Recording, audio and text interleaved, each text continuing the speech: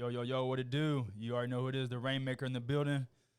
This is episode number 16 of the Powerful Fitness Podcast, the strongest and the most handsome and the most slickest and the fastest and the quickest martial artist in the world.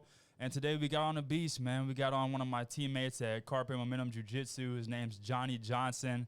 Now, let's go ahead and pull up that picture and show them what they're working with. Show them who the boss man really is. And bam! Look at that, man. Come on, man. Don't mess with that. Don't mess with that man, bro. Don't mess. So, how much did you weigh in that picture?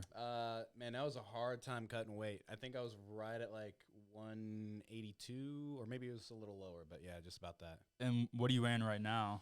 215, 210. Dang. Yeah, man. I walk around thick, so. I'm tired of rolling with this guy, man. You're tough, bro. You're tough. That's for sure. I was just talking to Darren earlier, and he was saying that he likes to get you the first round, so he's got his. And I was like, I'm the opposite. I need to get him after he's gone a few rounds. Yeah. One thing I like about you, man, is you always push my cardio. And so like every time I'm like, all right, I'm gonna take a little rest. That's all I got. You're like, hey, bro, you want to roll? And I'm like, I'm not gonna say no. So like, I'm like, all right, bet, let's go. So so let's kind of introduce you to the people. You know, where you from, age, you know what I'm saying, where you went to school, etc. What you do for a living, all that good stuff. For sure, man. Yeah, so I'm originally from Rolla, Missouri. Moved around a lot growing up.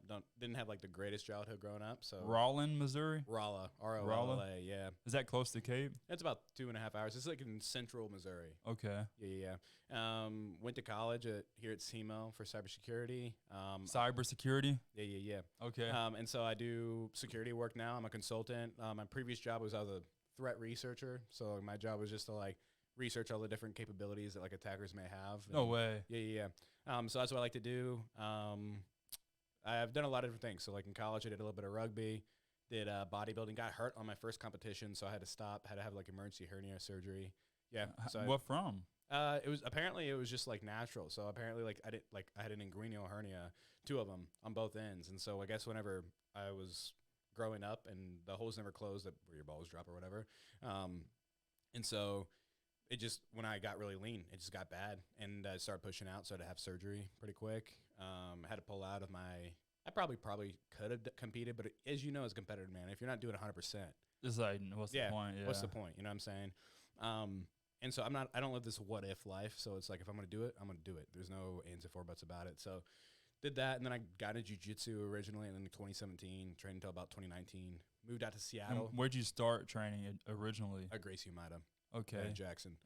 Yeah. Cool. And then moved out to Seattle, lived out there for about a year. Had to move out there for my job after I graduated for cybersecurity. Worked for a consultant company. Moved to Vegas, lived there for about a year, and then during COVID, moved back here. Nice. So, yeah. What was it like in Vegas? Man, it was sick. I mean, like the strip wasn't really my thing, but I'll tell you what was beautiful was during COVID, everything was shut down. So my boss, him and I used to cycle. So I used to cycle too a little bit to get some cardio in. My cardio still was terrible then though. So it didn't help, man. I've always been thick. So we used to actually cycle straight down on the strip. No one was there. And so it was quiet and it was beautiful, man. It was awesome. Wow. Yeah, I like riding my bike too. It's fun. Dude, it's so peaceful, man. But with the traffic, it's terrifying. Oh, here in town, dude, I would never cycle here in town. I mean, it's completely different mindsets because there you have like sections for people who roll their bikes because you're not supposed to like ride on the sidewalk. Right. You're supposed to ride on the road. And people are just cognizant of that in that area. Seattle is the same way. But here, man, dude, there's no way you're going to catch me on a bike in town here. There's no way. Okay, so let's talk about this cybersecurity because I'm interested. So a question I have, what can a person do to like protect their devices, like their phone and their computer from being hacked or being like someone getting into it? Yeah, so, you know, like today, luckily, like a lot of tech companies have done a lot better and in terms of like just securing your machines right out of the box. There's little things here and there that would help out. Like, for example, one thing I always say is like an antivirus program of some sort. If you have a Windows machine, there's no sense in buying like Norton or any of those other AVs. That you can just use like Windows Defender, and that's really good actually out of the box. Obviously don't go into any sketchy sites. So like if you go and want to download things, like dude, programs can come in any type of extension you want it to come in. So if you go to like an unsecured website and then you go and download something, you could have something malicious on your host. Like you don't know. And so just being kind of cognizant of that is important. Use a VPN when you can. I mean, like I use VPNs all the time. Oh yeah, man. VPNs are super nice. So yeah. Are there any that's free or are they all pretty much charge?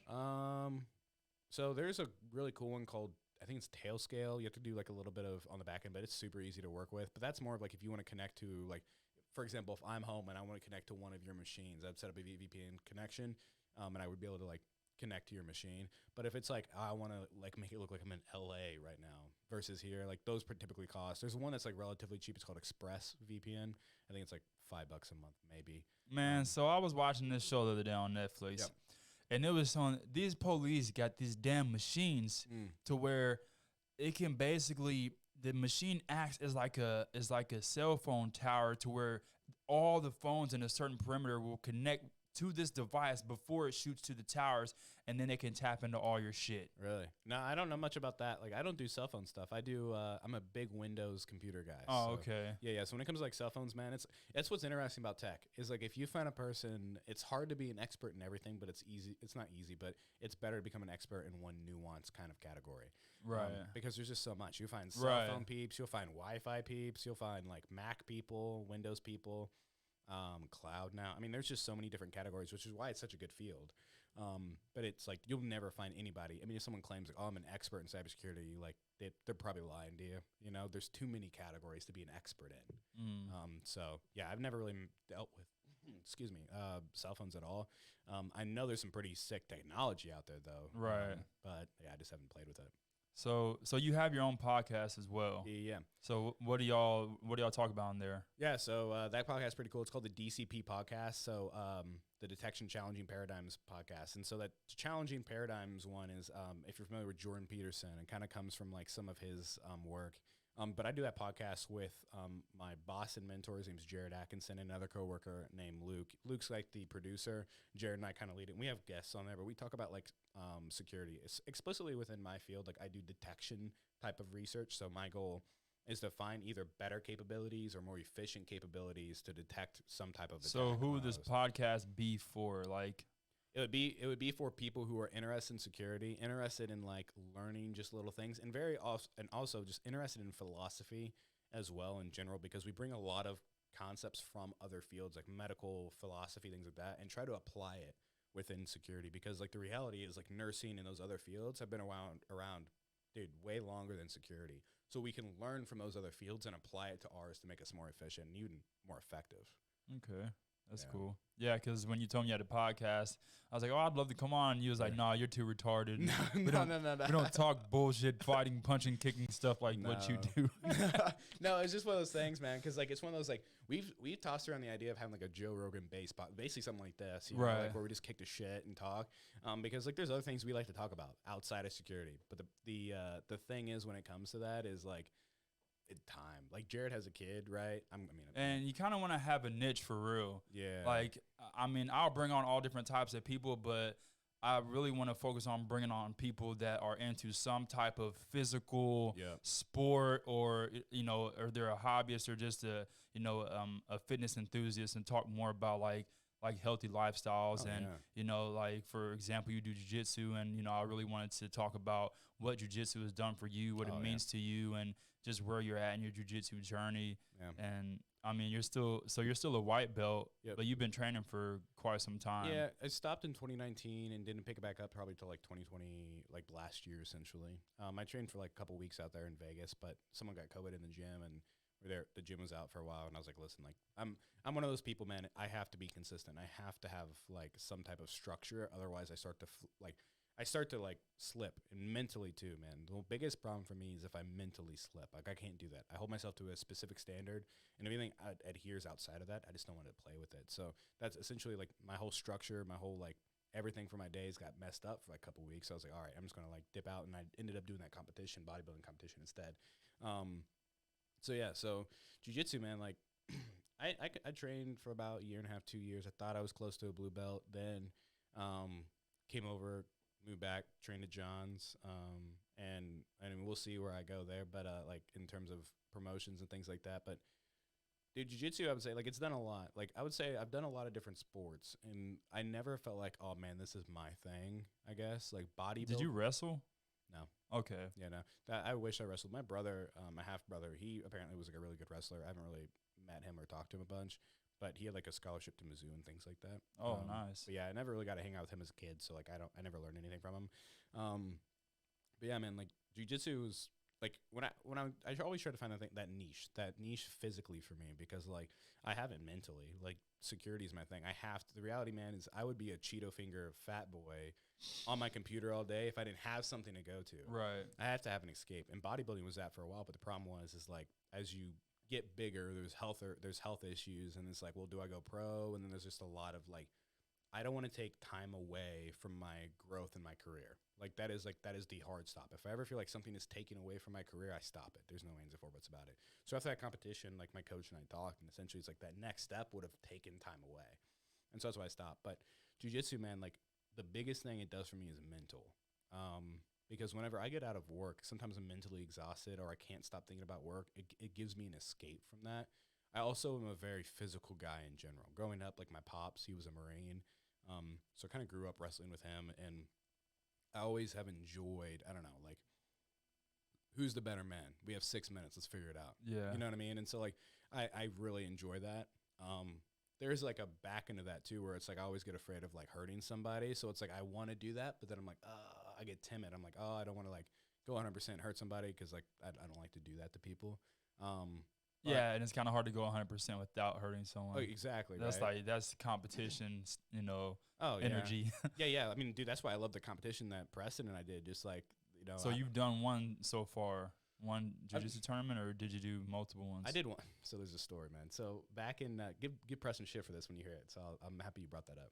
I actually did another competition before, and Preston and I were in the championship. It was him and me. It was in Nogi. Oh, against each other? Yeah. And this was so Preston, for y'all that may not know, Preston is one of our training partners at Carpet Momentum. Beast, he's a heavyweight. Dude. And ultra heavyweight. So what was it, like a year and a half ago or something, maybe like before pre-COVID, he was quite a bit slimmer. Oh yeah.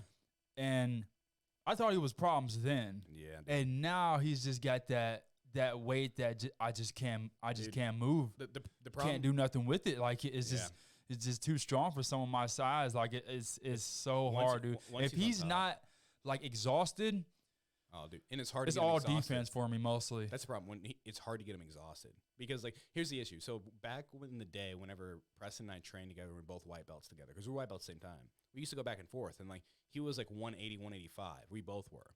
And so, like, in that competition, I ended up beating him. I got him with a guillotine. And so I always joke around with him, right? But the problem is now Preston's big, but he still moves like he's 190. And, like, so, like, if you ever see him move, he's so fluid, he's so smooth, and his cardio is still so good, which I don't understand how it is with how big he is.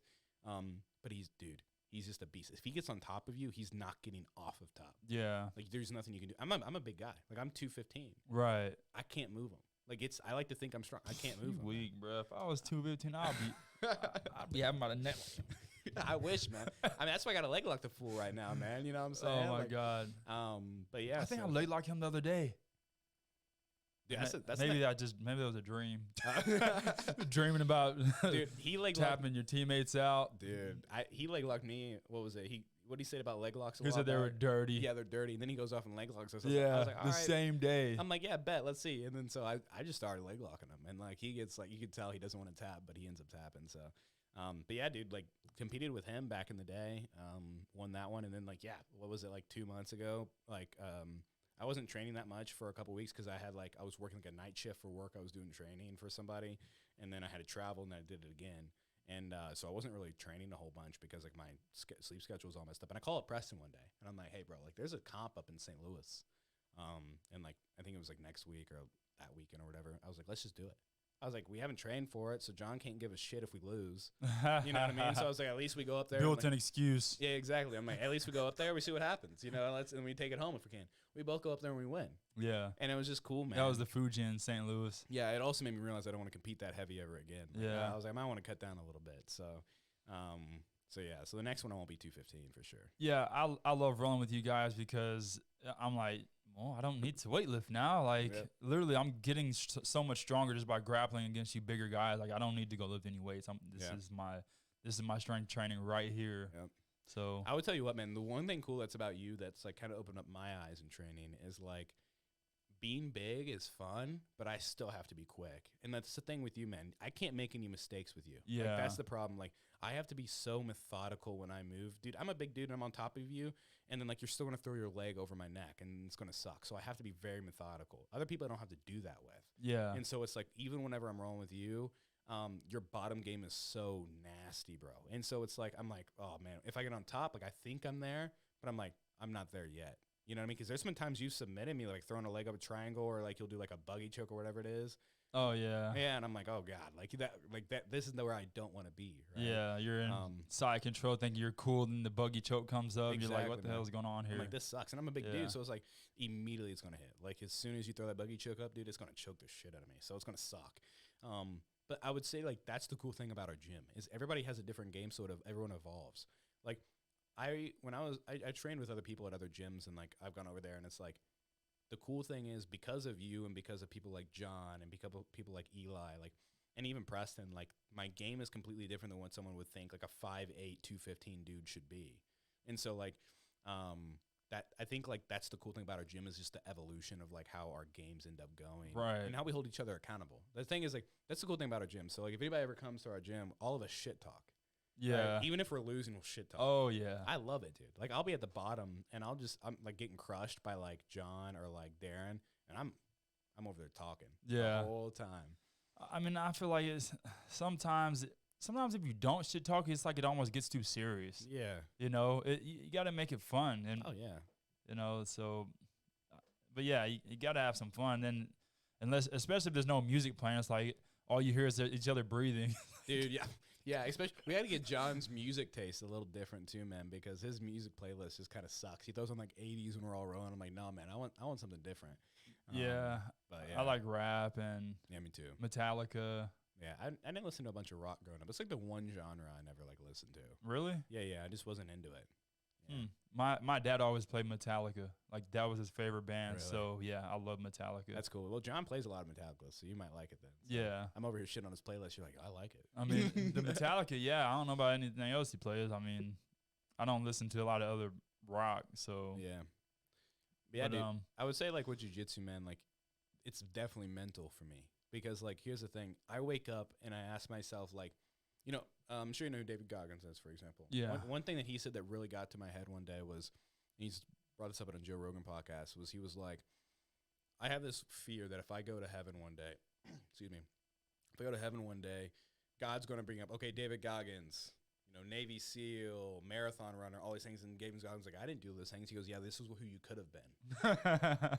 So, like, whenever I wake up and I'm, like, feeling sick or something like that, I'm like, you know, fuck this. I'm not going to be a bitch. Right. I can't do that. Because here's the thing is, like, I don't think we're put on this earth to do the bare minimum. And I don't think we're here to be the average. And the thing that was really cool is if we all do more than the average, the threshold of average has now just gone up.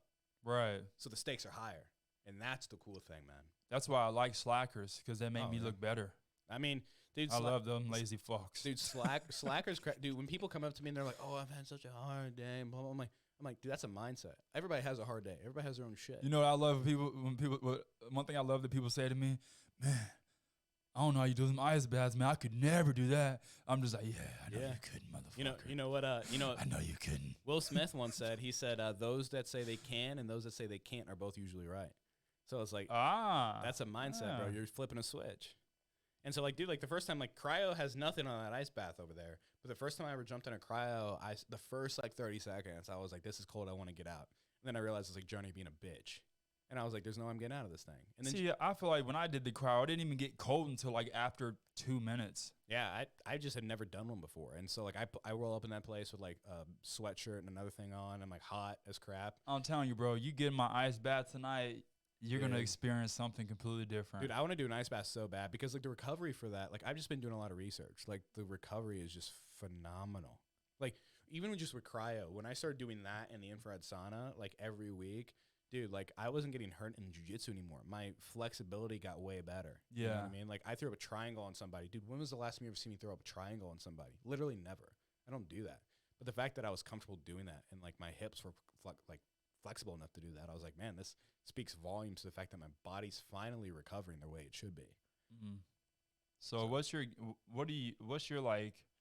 your game when you're doing jiu-jitsu? Like, what's your go-to. Oh man, if I could have it my way and I could do this every time, it's simple. Blast double, take you to the ground, get on top, and then try to bring your arm over so I can take your back. That's like my ideal, like ring the bell, I did it kind of woohoo thing.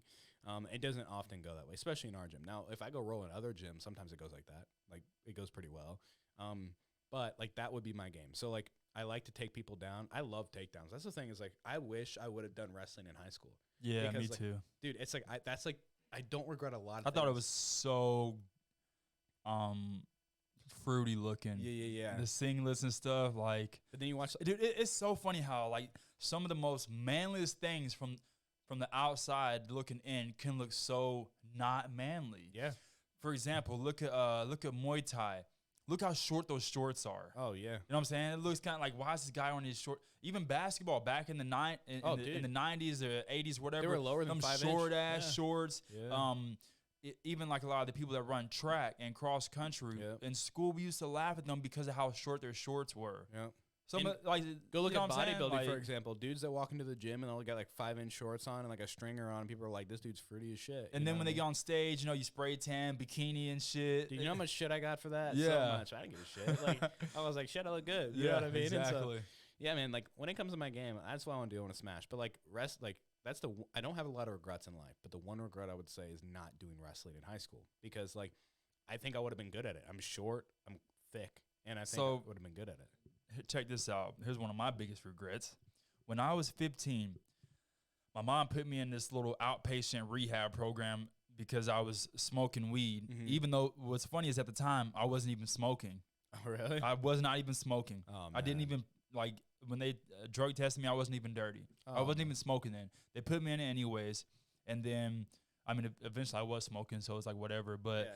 but anyways, my counselor that I had, he was really cool. This black dude. He had dreadlocks. His name was Sheldon. He's actually the guy that taught me how to play chess too. Oh, nice. But he was really cool.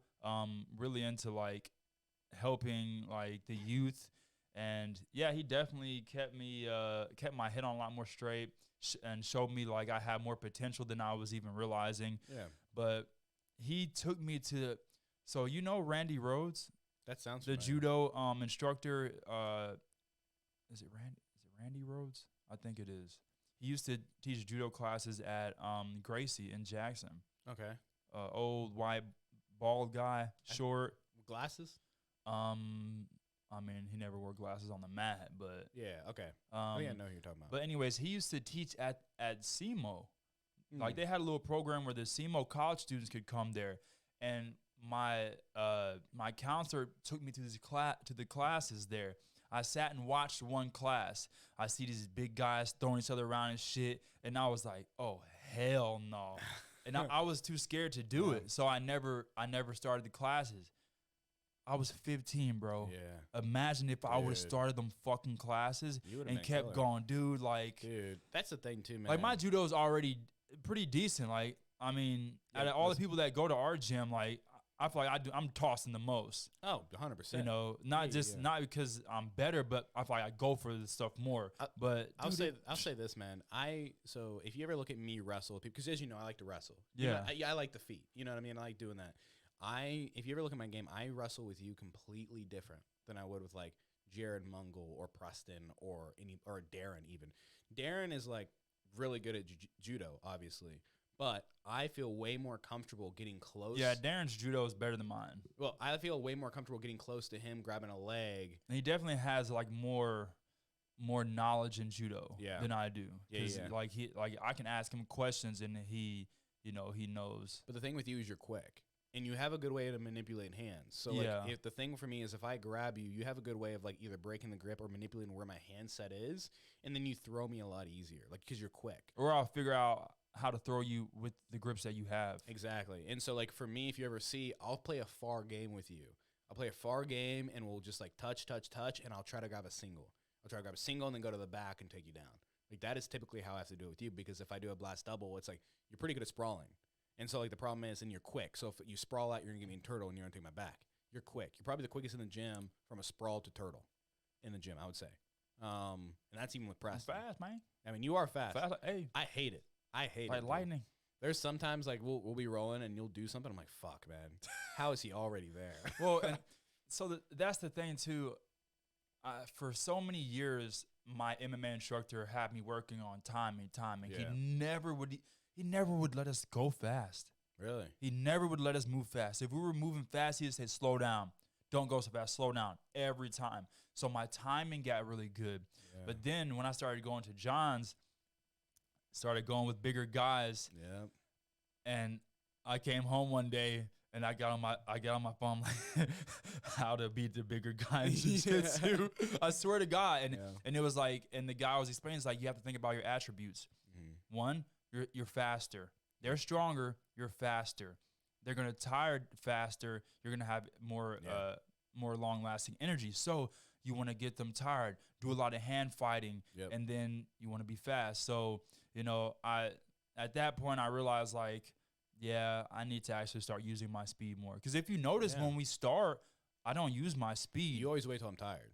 That's the thing. Well, like, you're really good at like I identifying. I only use my speed if I have to. Yeah. Some people force you, like, because I like to go slow. I don't like having to use my speed. I want us to go slow because slow is smooth and smooth is fast. Yeah. So I try to go slow, but if you're the guy you're rolling with is not going to go slow with you, then you're just going to get beat every time. Yep. But I like to play a slower game too, for sure. Like the thing is, if I get you on the ground and I'm on top, you'll see me move slower. So a lot of that is like, I seem fast, but a lot of that is not actually like speed. It's me being ready for the next step and going to the next transition. It's transitioning fast instead of like not necessarily moving fast all the time, but it's like chain wrestling. Oh yeah. Like you don't have to do it fast. You just have to, the links have to be connected. Exactly. It can't be a separation. You have to be able to transition to the next move. And a lot of people just get so used to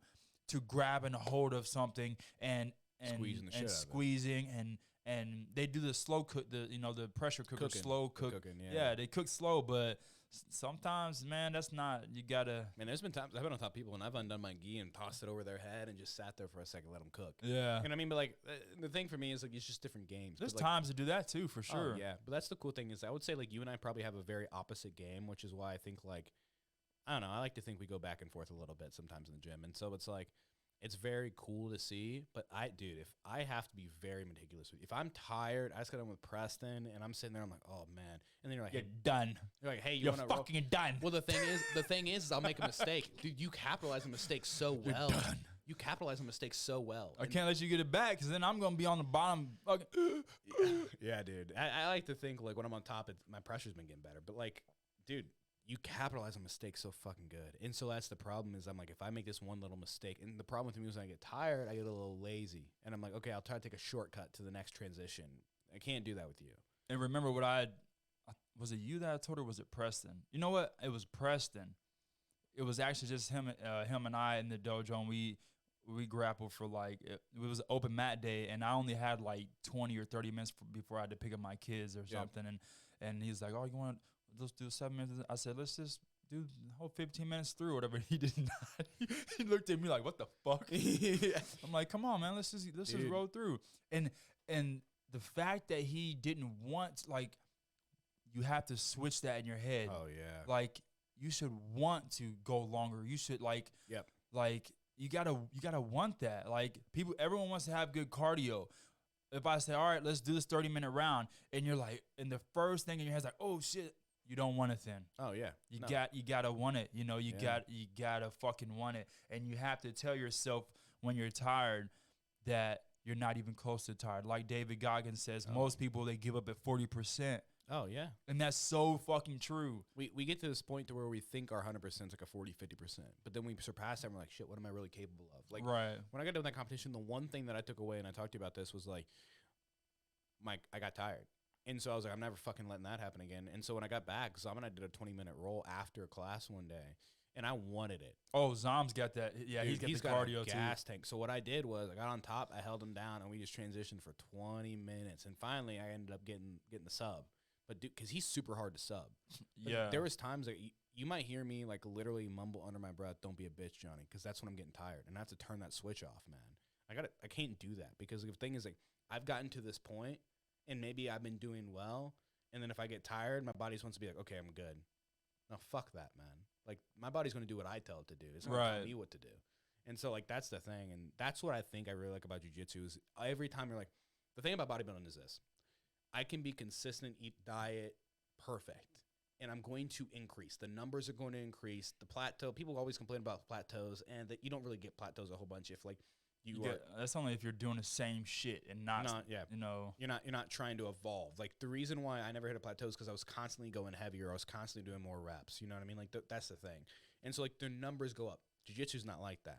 Jiu-jitsu is one of those things you could be perfect on your diet one day, feel like a fucking king, walk into the gym and get shit on. And you still have to come out of the gym and still think, fuck, I grew. Yeah. You know what I mean? But, like, you could walk out of that. There's been times I walked out pissed. I'm like, fuck, man, I had the best day in the world. Guess what? That's 90% of my classes. Dude, same. Dude, I'll be leaving that motherfucker mad, bro. Dude.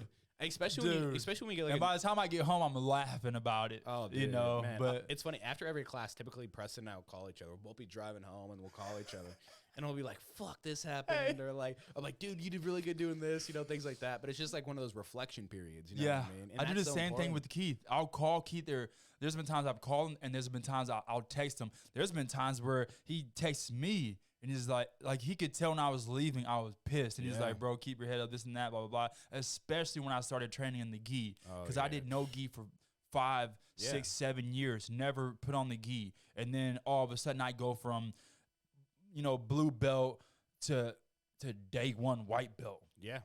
Because the gi is just a whole different it's just a whole different fucking game. It's I hate it whenever I roll with people like John. I'm a big dude. I should be able to move John. And then in a gi, he'll do something. No, sir. And I'm sitting there and I'm like, fuck. Just the understanding of grips. Dude, he's light years ahead of you. Oh, 100%. You know. Yeah. And that's why I like doing no gi with John.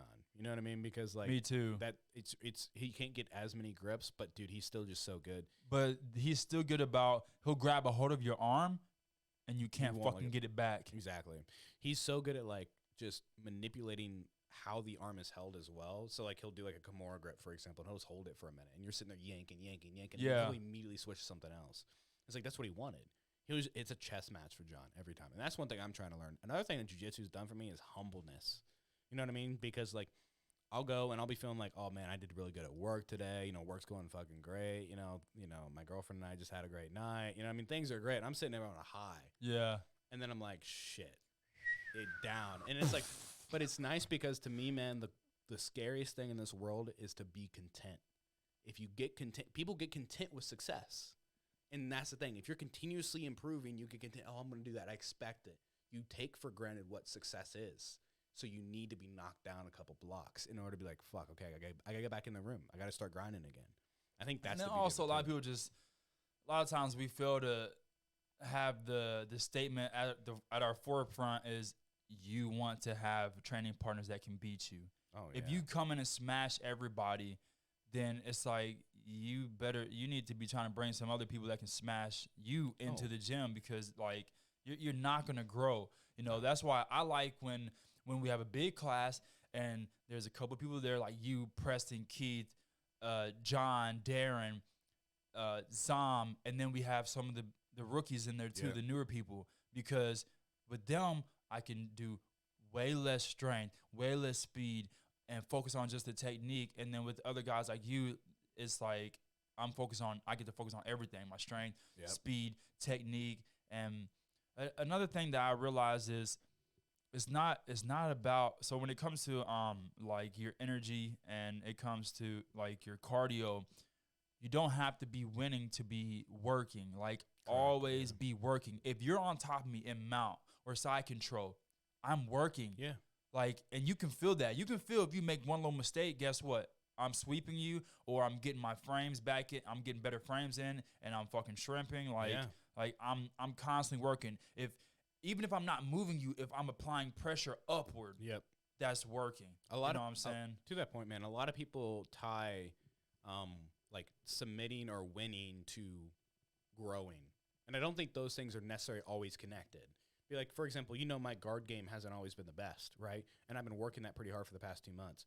The fact that was it Preston? I think I swept Preston like either last week or the week before. I'm like, dude, I've never done that before. Like I haven't done that Really? I haven't done that since we trained together a long time ago. And so it's like, great, that's improvement. Did I lose that round? Fuck yeah, I lost that round.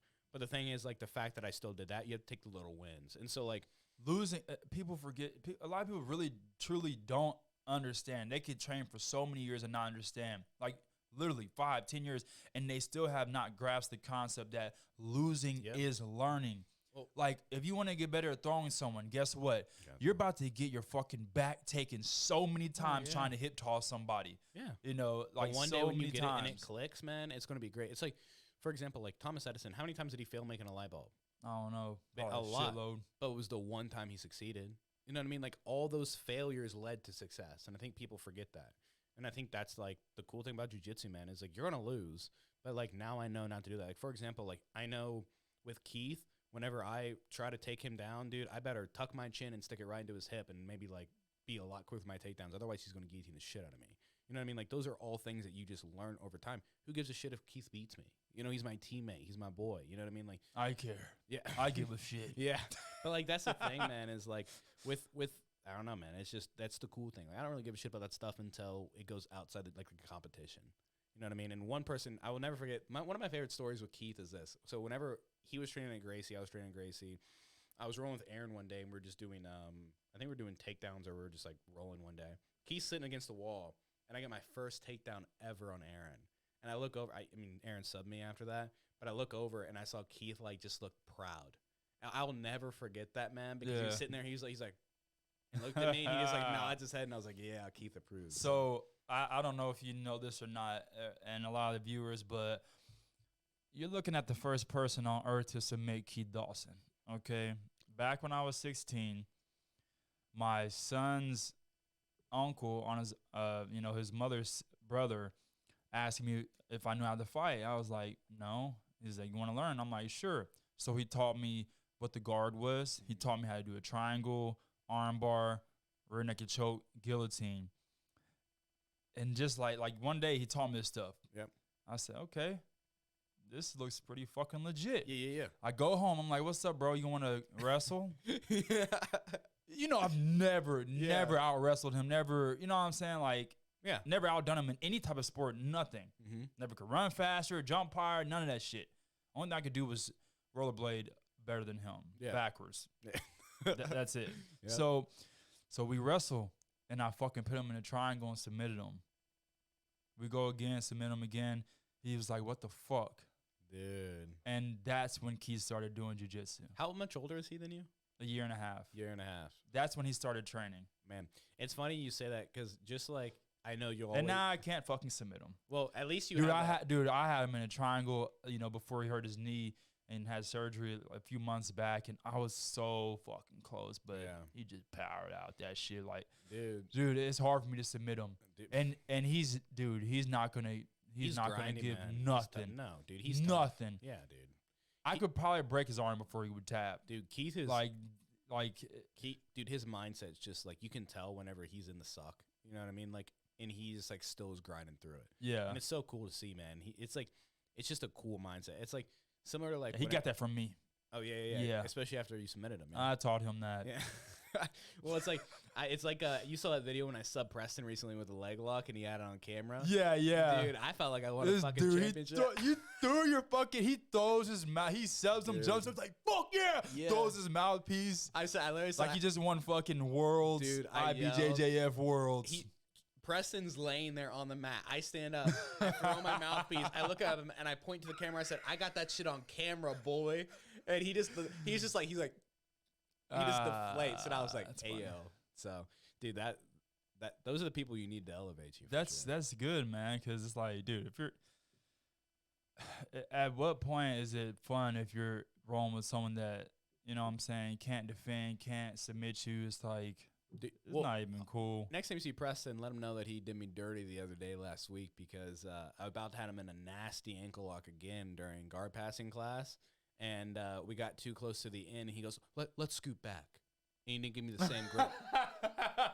let's scoot away from the wall. Yo, let's scoot away. And I was like, No, fuck that. I'm using that wall. dude, I was like, are you fucking kidding me? I literally told him over and over again. I was like, don't you ever do that shit to me. I was this close, He was dude. pissed. I was this fucking close. And he's like, we're just so close to the end. We're so close to the edge. And I'm like, I hate you. Oh, the edge of the mat? Yeah. Yeah. I'll roll off before, dude, give it to me then. I don't like when we get close to the wall and people are like, let's scoot away from it. I'm like, no, let's use it. The whole wall's padded. You're in MMA, It's so not it's like concrete. Let's use the wall. You like, want to use the wall anyway. You know, even in terms of self-defense, if you're fighting somebody in a room, you might end up against something. Like, yeah. It's not always just going to be a flat surface with nothing around you. Right. Nice padded springboard floor. Yeah, exactly. You got to learn to deal with it. So even like the pole with the pad on it, I'll use that pole a lot. Oh, I did that the other day. I actually was like, I used that to like sweep somebody the other day. I used it, kicked off of the pole, and I came up on top. And I was I was like, yeah, thanks for that pole. I appreciate that, John. Right. I mean, you got to use your surroundings. Dude, That's the art of ninjutsu. One thing we got to get John to stop doing is those damn ropes, though, man. Every time he sees me walk in there looking all thick and he thinks I'm weighing a little bit much, he's like, hey, we're doing ropes today. And I'm like, I came the wrong day. Dude, them ropes, oh my God. I hate them, man. They have your hands so fucking in pain afterwards. Yeah. And like, I don't know how to do ropes correctly, and he doesn't want us to use our feet. So like, there's been times I've like done like a small tear in my bicep because I like am doing it the wrong way. I'm not using my lats, I'm using my biceps. And like, I'll go up a couple and I'm like sitting there. I don't know if you ever see me roll sometimes, but you might see me like this. I'll like move around like this and one arm's down. It's because I can't feel my arm anymore. It's numb. Shit. Yeah. And so like, that's why like sometimes I'm like, I'm good on the ropes. And then John's like, do the ropes. And I'm like, oh. It shouldn't be that bad if you use your feet. Well, I just have to be smart with the ropes. It's my fault. Like my technique's just not good. But I'm also using it as an excuse not to do ropes. I mean, it is all like arms and lats. Yeah.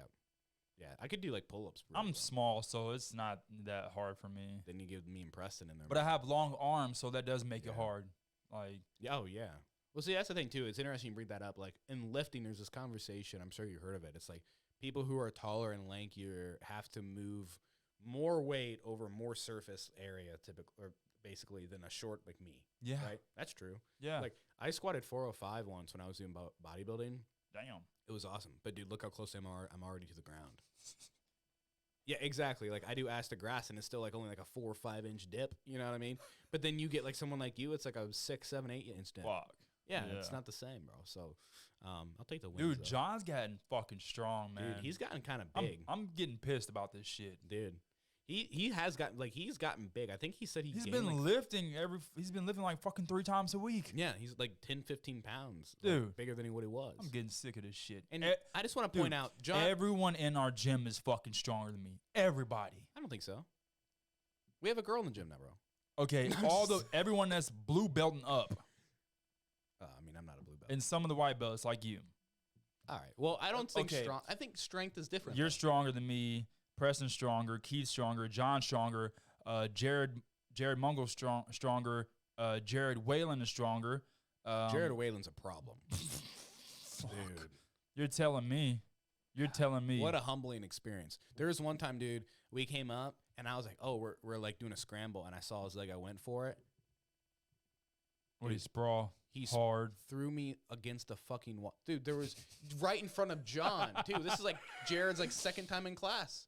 And then like literally. Oh, yeah, he's a wrestler, bro. Yeah, a couple weeks ago, too. And he teaches wrestling. Yeah, a couple weeks ago, he got my back, and I stood up to like, you know how typically with wrestling, you do this to kind of push out and then like come around?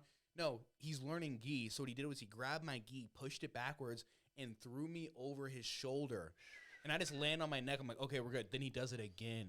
And I'm like. He's a problem. Yeah, he's a problem. I'm glad that he's there now. It's great having him there. It really is. Like, that's the thing is, you know, as much we want problems in the gym. Like, yeah. That's how we're going to get better. If I'm over there, like, submitting everybody, dude, it gets boring. Like, I'm like. Super boring. I'm like, this sucks. But, like, I want to come out of the gym thinking, what the fuck could I do better? Like, dude, I rode with Jared the other day.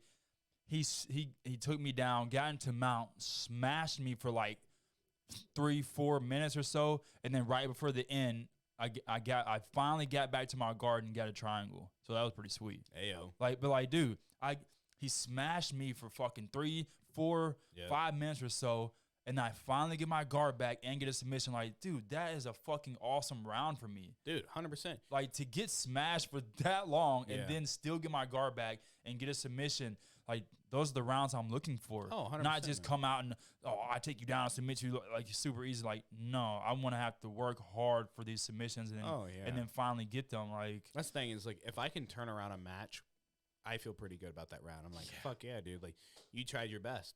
You know what I mean? And, like, that feels good to me. One thing that's interesting, too, about the gym is, like, we have a lot of people with different, like, body structures in general. And we all play a different game. Like, yeah. you and Jared are both, like, long and lanky, right? But you play a completely different game than he does. Like, he wants to smash. You know, you are, like, if you grab a hold of any of my limbs, I'm pretty concerned. You know what I mean? And so, like, it's I'm looking for submissions.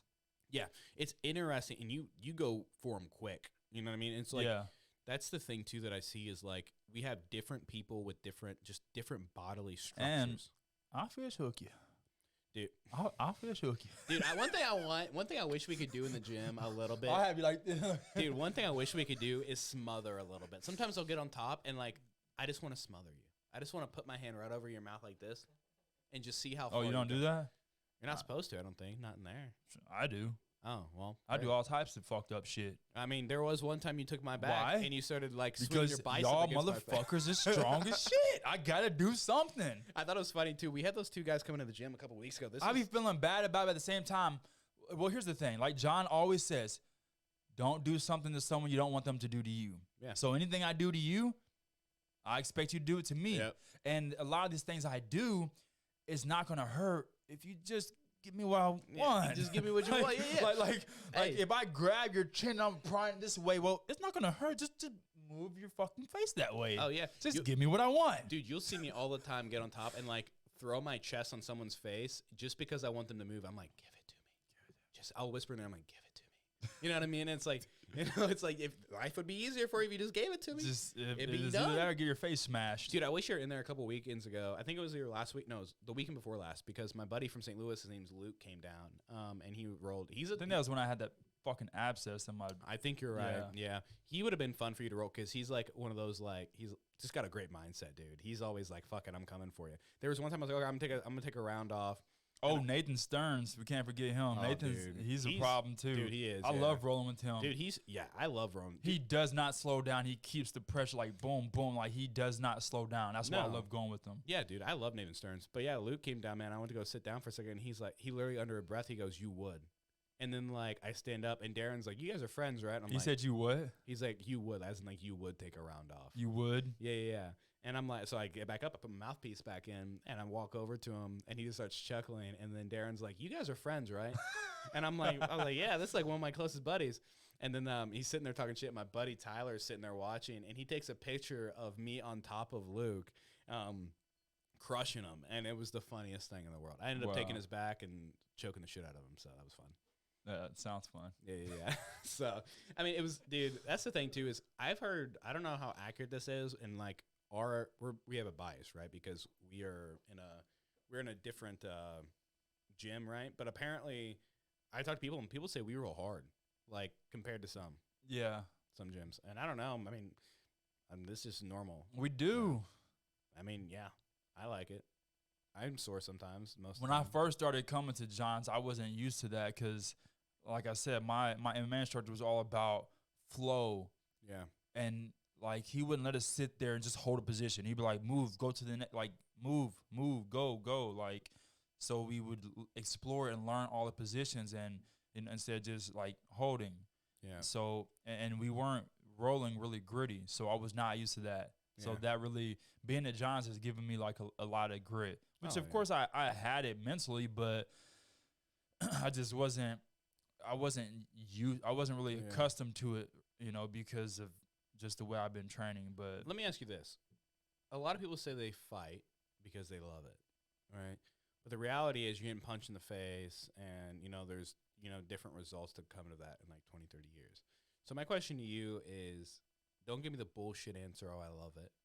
You know, why do you? Oh man, I was born for this, bro. Yeah, exactly. I was hate born that. to die in the fucking ring. That sounded like a rock song there for a Right. second. Yeah. So honestly, bro, when I was a little kid, I always wanted to be a badass martial artist. Like, Yeah. I loved Bruce Lee, Jackie Chan, Yep. the Three Ninjas, Ninja Turtles, Yep. like anything that was kung fu or martial arts related, like the movies, I loved it. And I always wanted to have that. Yeah. Even before I really understood like how important it was for self-defense. But then especially as I started to get older and, you know, the boys always wanted to fight and shit. Yeah. I really wanted to be able to defend myself, but I always thought it was fucking awesome. I don't know if it was from the sounds. I mean, maybe that's why I fell in love with it. But Yeah. I always wanted to be a badass martial artist. I always wanted to be a person like I could just fucking kick you in the face and knock you out. Yeah. I just ever since I was a little kid. Cool, And man. when I was like 17, I gave it a try. I had like 3 MMA fights and realized, oh, I have to train for this. This ain't something you Yeah. just jump in there and do. So I stopped for a couple years. And then when I was 20 to 21, I realized like I have to figure out what I'm going to do with my life. Yep. I can't just keep working in these factories. Yeah. You know, I can't just like, what am I going to do with my life? What am I going to be? And that's when I decided, you know what? I'm gonna be a martial artist. I'm gonna actually fight, and because I was watching UFC too and seeing like, oh, you can get paid for this. Because when I was 17, I didn't even know what the fuck the UFC was when I first started Yeah. fighting. Right. Like I had watched a couple of them, but I had no idea like who the fighters were. Like none of that stuff. I didn't realize it could be a career. I just started doing it because, like I said, when I was a kid, I always wanted to, even though I was always terrified of it. Yeah. You know, so that's, I mean, I just always wanted to ever since I was a little kid. It's not even about the money for me. I just fucking always wanted to be that badass martial artist. I don't know. It's rare, man, to find some type of like. It's very rare. Guess who's calling me right now? Who? Preston. Preston? Yeah. This is like the third or fourth time he's called me, I think, today. We talk all the time, dude. It's funny because both of our girlfriends don't love it all the time because we always just talk. But anyways, Really? yeah. Oh my God. Let's not get into that. Yeah. What is wrong with women, man? Dude. They jeez. can't stand when us guys have best friends. Well, it's like one of those things like you have your boys, man. Really? You're on the phone with him right now? Really? It's like, we're just watching TV. What the fuck else am I supposed to do? Yeah, exactly. It's like we're the boys. What Like, am I doing wrong? so I have this thing where, and you know, my girlfriend's good about this now. Keywords now. It's one of those things like I have to split my. So a lot of people talk about like splitting up their time in the day. I'm more about splitting up my energy throughout the day. I know what I can give people. I know what I can give myself. And so like I don't want to waste any energy. If I'm sitting there watching a TV show with you, I'm wasting some amount of energy that I could be doing to be like better and evolve. Right? The reason why I'm stuck like that is because like when I was like you know, not to get too dark, I was abused growing up and I was always told I was never going to amount to anything. That's fucked up. So like it's made me stronger.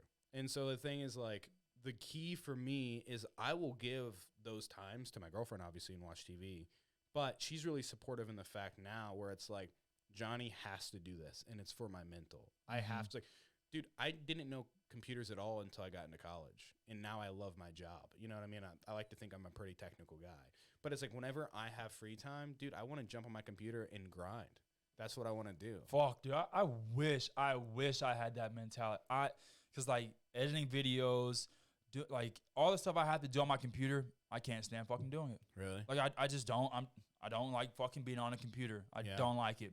I don't I get it, fucking man. like it at all. I think maybe for some like, people, dude, I have fucking, dude, hours and hours and hours and hours and hours of content that I could be turning into shorts for like TikTok, Instagram, YouTube, but I just don't fucking feel like doing it. yeah. Even though I know I could be putting out hella shorts every day, which would help my content, but I just don't feel like fucking doing it. Yeah.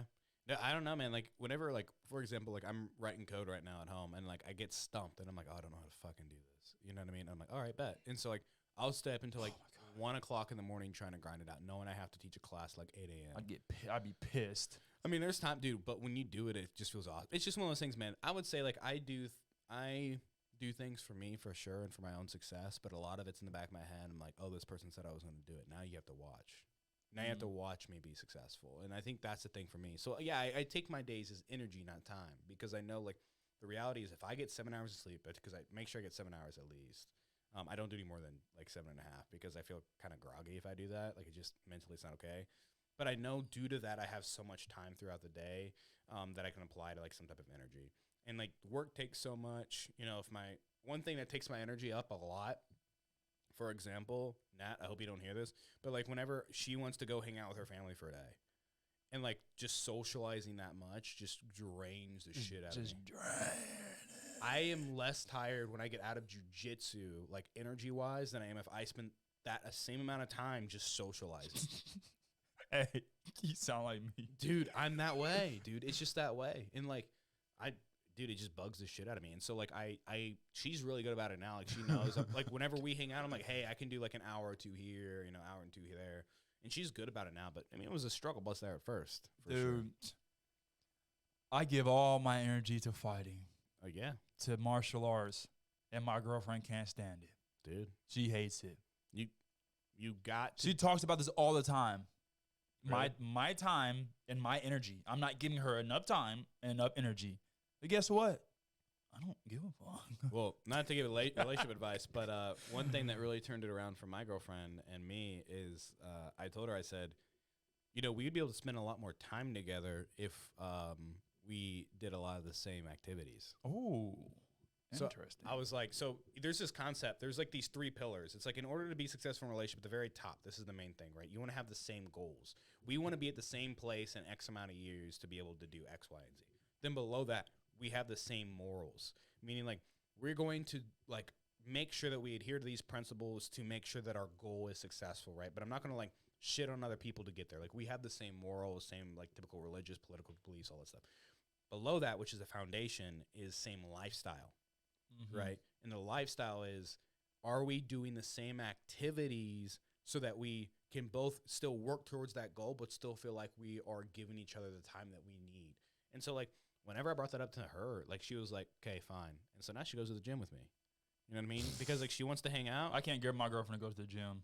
I can't hardly get her to work out with me. Well, it's in the last 5 years, she's probably worked out with me like a dozen times maybe. Yeah.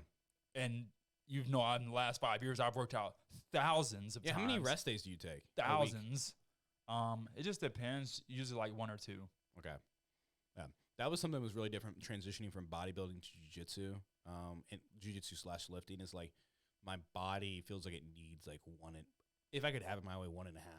You know, so I basically have like one kind of real rest day, then like a recovery like day in the sense of like I'll still go for a walk or whatever it may be, active recovery. That was an interesting transition for sure because dude, for a minute there I was shitting on myself and it sucked for sure. Yeah, I definitely am very selfish with my time and my energy, and as much as I try to change that, I just don't really want to. It's like dude, what can I do, man? I like training martial arts. I like exercising. I like watching TV. It's like when my kids or when my girlfriend wants to do other things, it's just like I just don't want to do any of that shit. Yeah. Don't get me wrong. We do stuff. I take my girls to the movies. You know, I take my kids places, trampoline park. You know, shit like that. Like we do stuff, but for the most part, like when you're doing those things, are you still thinking about martial arts? No, you're disconnected. No, I know how to disconnect myself from. You see, that's my problem. Training. I don't. Like Preston and I are both really. I know I keep talking about Preston's like one of my closest friends. So like we're a lot of the same, and so him and I both have issues disconnecting big time. Well, see, I used to feel like I need to be like every waking hour of the day I need to spend either training or watching fight film or going over to my head. But I realized I don't have to fucking do that. That's not even. I just get obsessed with things, man. Like if I do too, but especially if I can't figure something out, I get obsessed. Like there's been times I've gone to bed and my girlfriend, there was one time she was like, "You were saying some girl's name in your dream last night," and I was like, "What are you talking about?" Apparently, like, so there's this program I use that's for like reverse engineering code. It's called IDA, and I guess I mentioned Ida in my dream Wow. because I was like thinking about that shit still when I was dreaming. So it's like, that was an interesting conversation for sure. She's like, "You're saying some girl's name." I was like, "There's no way." Fuck is Ida? She's cutting up your clothes and shit when Yeah, you wake exactly. up. And then she's like, "Oh shit, what do I do now?" You know. But yeah, no, it's kind of funny though because Preston and I, we talk, dude. We back to that. We talk all the time, and then dude, Alyssa's cool. Nat's cool. That's my girlfriend. They're really close. They're both nurse. Well, Alyssa just became a nurse, and Nat's a nursing school, so they have a lot to talk about too. But dude, there's all the time. Like Alyssa made a joke the other day. She's like, every time Preston's phone rings, I'm like, Johnny's calling. I'm like, fuck yeah. You gotta make sure my boy's good. You know what I mean? Yeah. That's how it is. My girl, man, she's cool as a fan. That's that's why I love her. Like when we spend time together, it's like we're kids, we're laughing, giggling, bullshitting. But she definitely doesn't like the fact that I'm a fighter because of how tired I am a lot, how sore I am, lack of energy to do a lot of other things. But I mean, that's what it takes to be a great fighter. And she still doesn't really understand that, which I don't, because it's just weird. I would expect for her to at least have some type of like small understanding of what it takes to be a phenomenal athlete.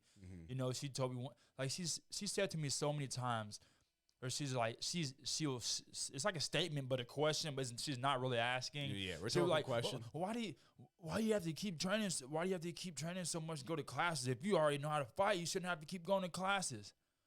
I'm like, you think LeBron James, one of the arguably the best basketball player alive right now, you think that he just fucking don't go to the gym?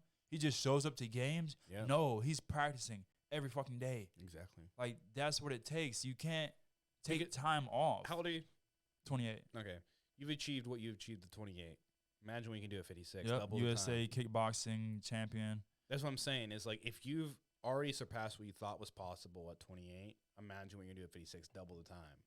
So that's what, like, for example, one thing that Nat did, which, like, is the reason why I'm with her, man, is the reason why I'm with Nat, the foundational reason is because she's the most supportive person I have ever been with. And she will never let me slack. Now, she's good about, like, hey, you need to disconnect.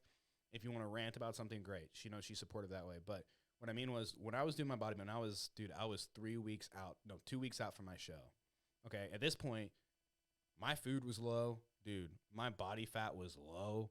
I was just tired. All I was doing was waking up, eating, fasted cardio, working, going to the gym, sleeping. That's all I was doing. And there was one time, it was on a Sunday, and I always trained in the mornings on Sundays, so I do my fasted cardio in the evening. So I was sleeping, and she wakes me up and goes, "Hey, the gym closes in about an hour. You need to go to the gym to your fasted cardio."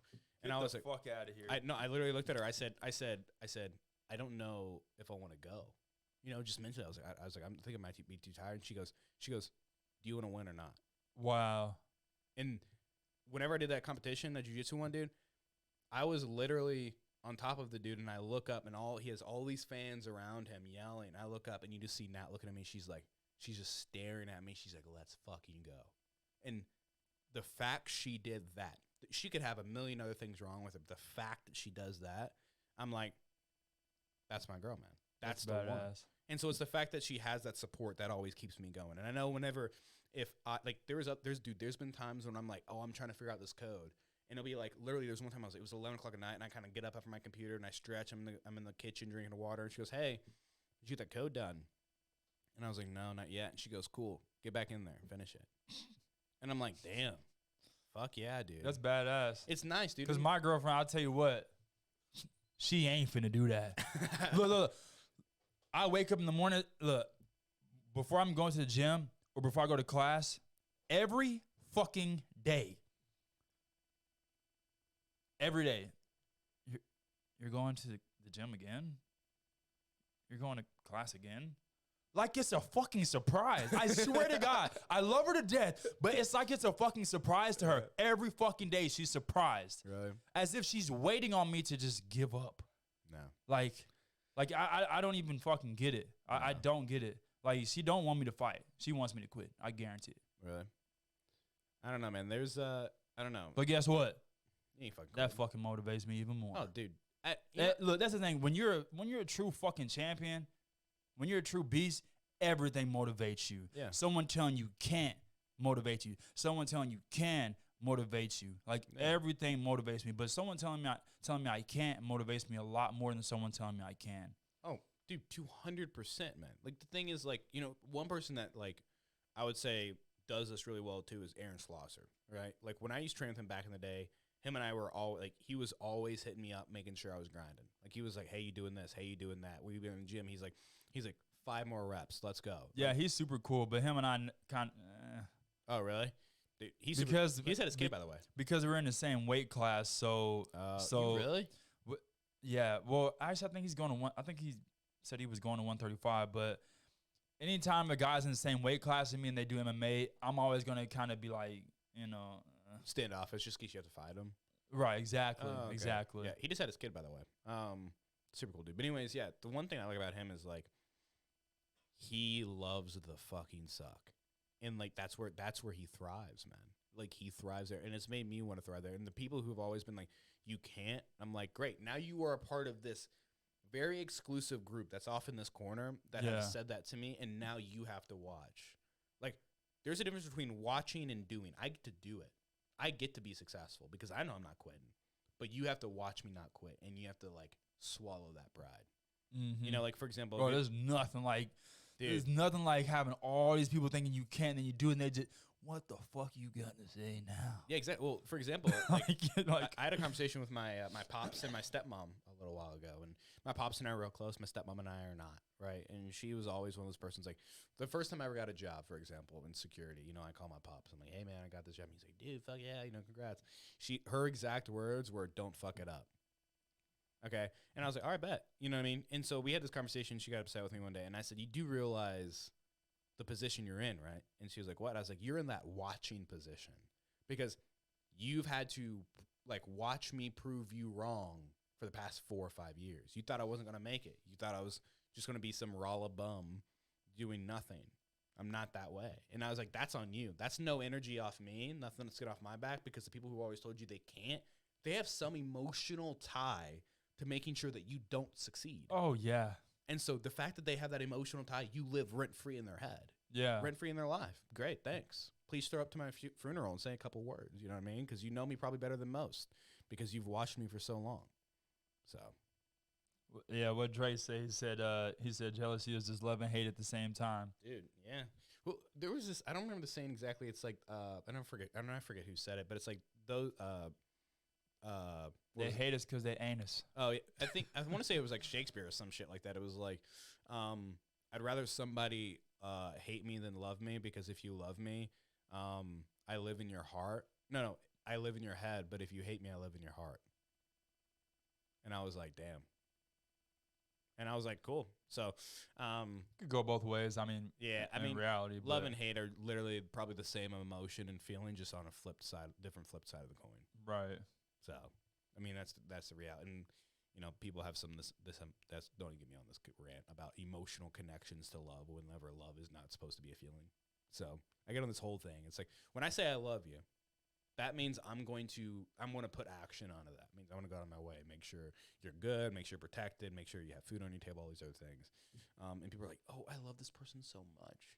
I just want to make sure I hold on to them." They have this dumb emotional connection to that. Yeah, they just say shit. I'm like, if I say I love you, that means if you call me at 3 a.m. and you say I'm in trouble, I'm pulling up that strap. Dude, I mean, that's the thing, man. Whenever you love somebody, it's an action, man. It's not supposed to be some fucking emotion. Because emotions come and go. That's the fucking thing. Emotions come and go. You know, if I'm logical and I'm like, "Hey, man, like I have now made this commitment to you." Like, for example, my buddy Luke, he went off overseas for a year, you know, with the military. Before he left, I said, "Hey, man, I'll look after your girlfriend, like Risha. You know, she's like a sister to me." And I was like, "I love you, man. Like, I'll do that." And I made sure I called her every fucking week. And if she needed anything, I was there. And like, that's the action. Right. Like, if there was an emotion, it would have been gone probably in like 30 minutes because emotions come and fucking go. Yeah, they really do. So, I mean, it's just one of those things. So you plan on doing any more tournaments? Fuck yeah, I am. Yeah, this next year for sure. The goal for me right now is like get my cardio better. I want to be at 205 before I compete again. You know, and I'll still be in that like I think heavyweight. I think it's like 205 to 215 regardless. But I'd like to be the lighter. The reason being is just like I felt a little too schlossy at 215. Like I felt I moved a little bit, not that great at 215. I was actually a little bit over 215. The guy I think cut me a little slack, but so I don't want to be that anymore. Or even if I do weigh that much, like that's fine. But as long as my cardio is better and I move better, because dude, like I was like I told you that one no-gi match I lost was because I was up 18 points on the dude and I just gassed out. That sucks, dude. I was pissed. You know, it's like that's humiliating, fucking humiliating. But I mean, I won the gi one, which I guess like great. I would have rather probably won the no gi, like personally, if I had to choose between the two.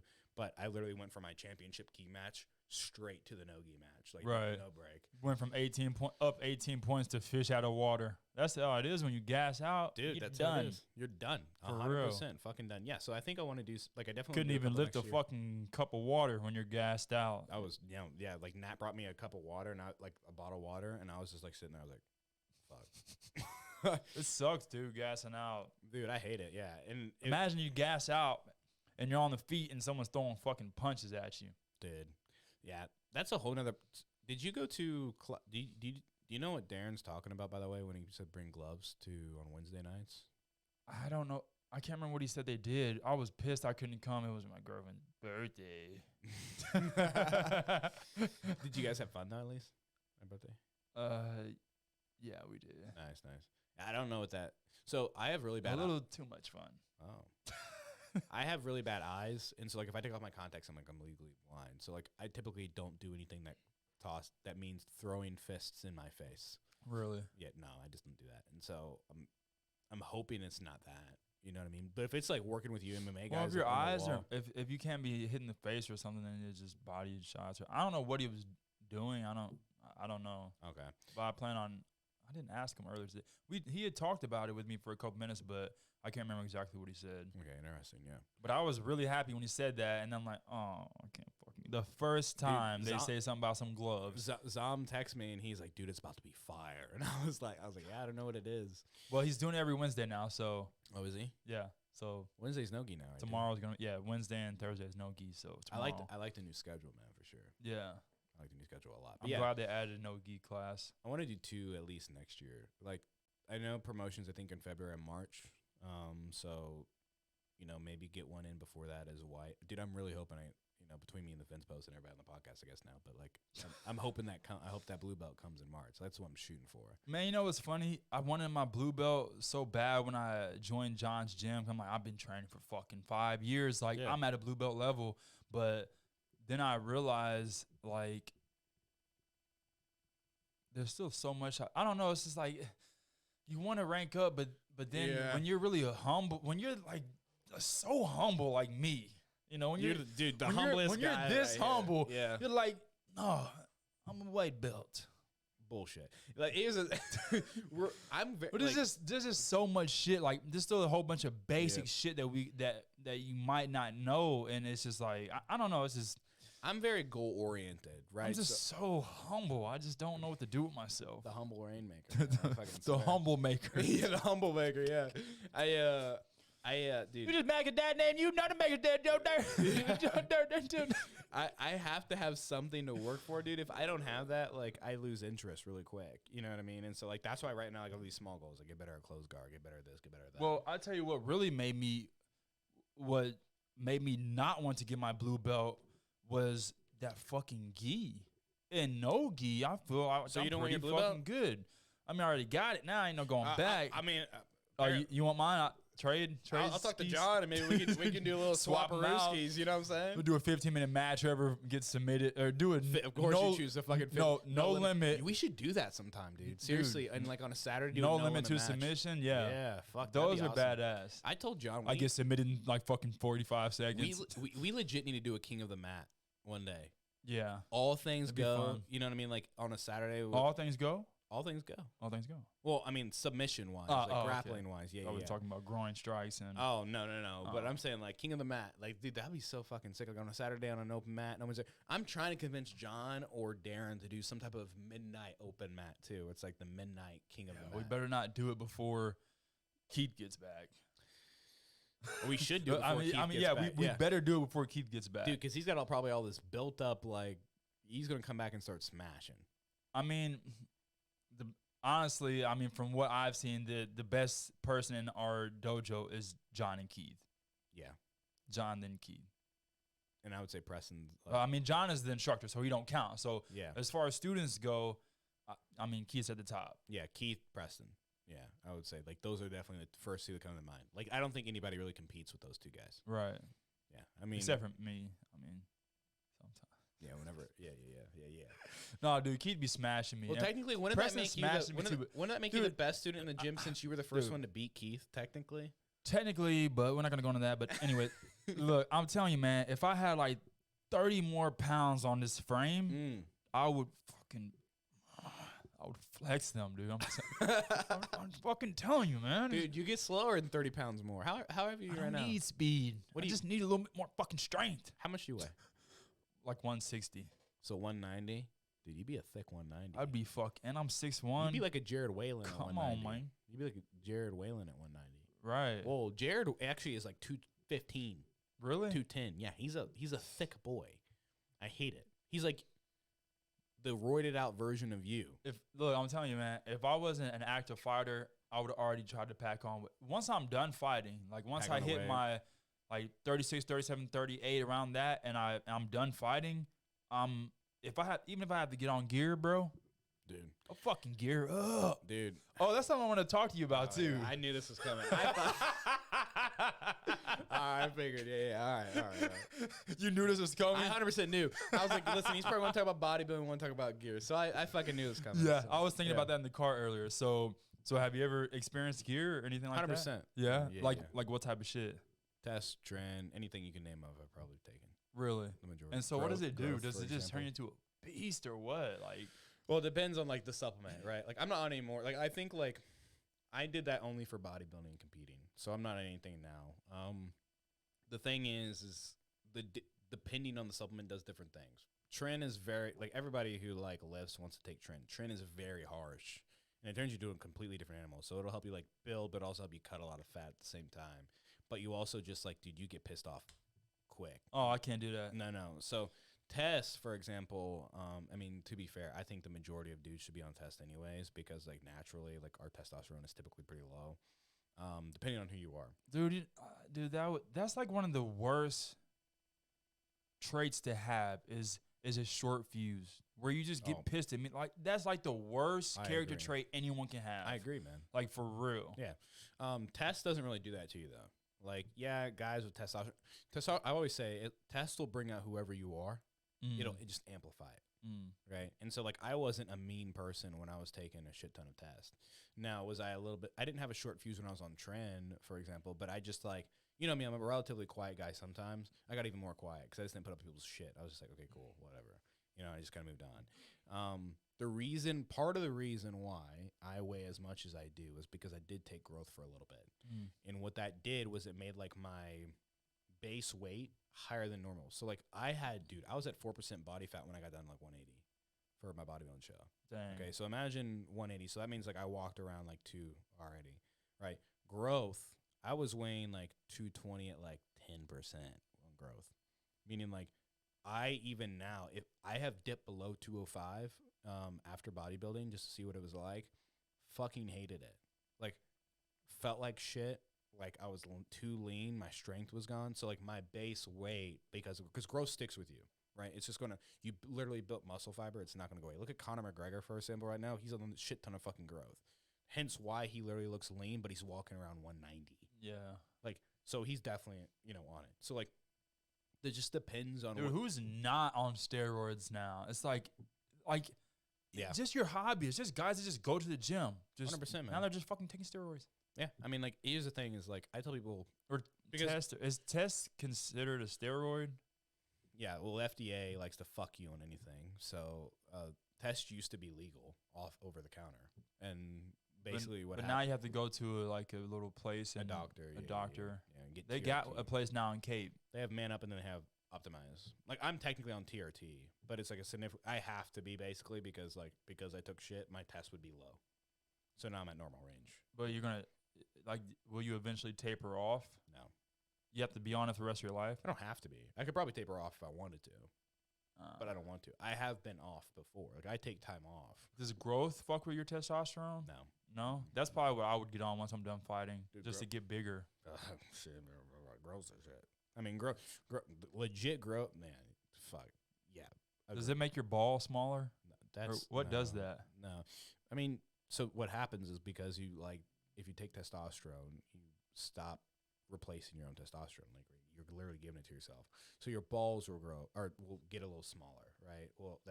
Well, I got room to go with those. So I mean, ayo, you know what I'm saying? I know, because every time you freaking come in the gym, you have a cup on, and then you take my back, and I feel your cup on my fucking neck, and I'm like, Jesus, man. yeah, because I got big balls. I can't. One little tap, I'm out. I'm down for the count, bro. I gotta have that steel cup every time I train. But yeah, man, like with gear, like, I just took it because that's what everybody bodybuilding was doing. In order to be like, I don't do shit half-assed. I'm not in there to have fucking fun.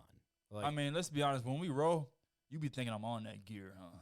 I'll be feeling like that sometimes. He's like, no, not even close. But yeah, so I think John's on gear, dude. That mother. No, I don't think so. That's a gear head.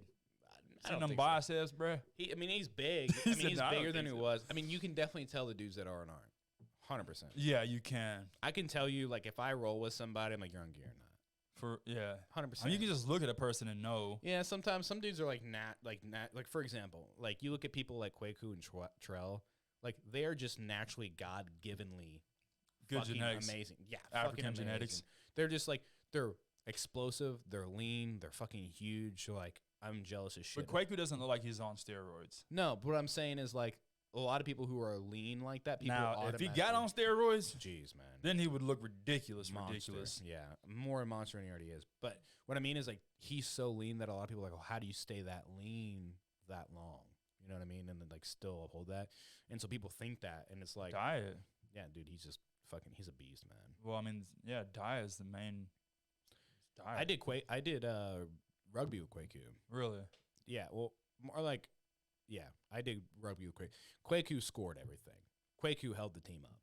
I just smashed dudes when I could. Just run them over. Tried to, attempted to, you know. So, yeah. So yeah, it's fun. I knew you were gonna bring up the whole gear conversation. I was like, it's gonna bring it up because every time I talk to somebody about bodybuilding, like, something about that gear. I thought you was natural. Natty? When I seen those pictures, I thought you was. Now, if you look at my Instagram, there's one that's pretty.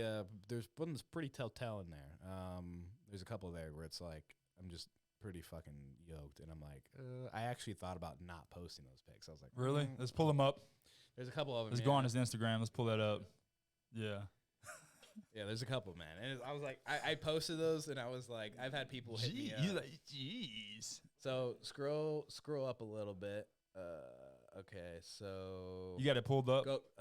Put it on the screen so they can see it. Yeah, so so that one right there, the side chest right there. Yeah, yep.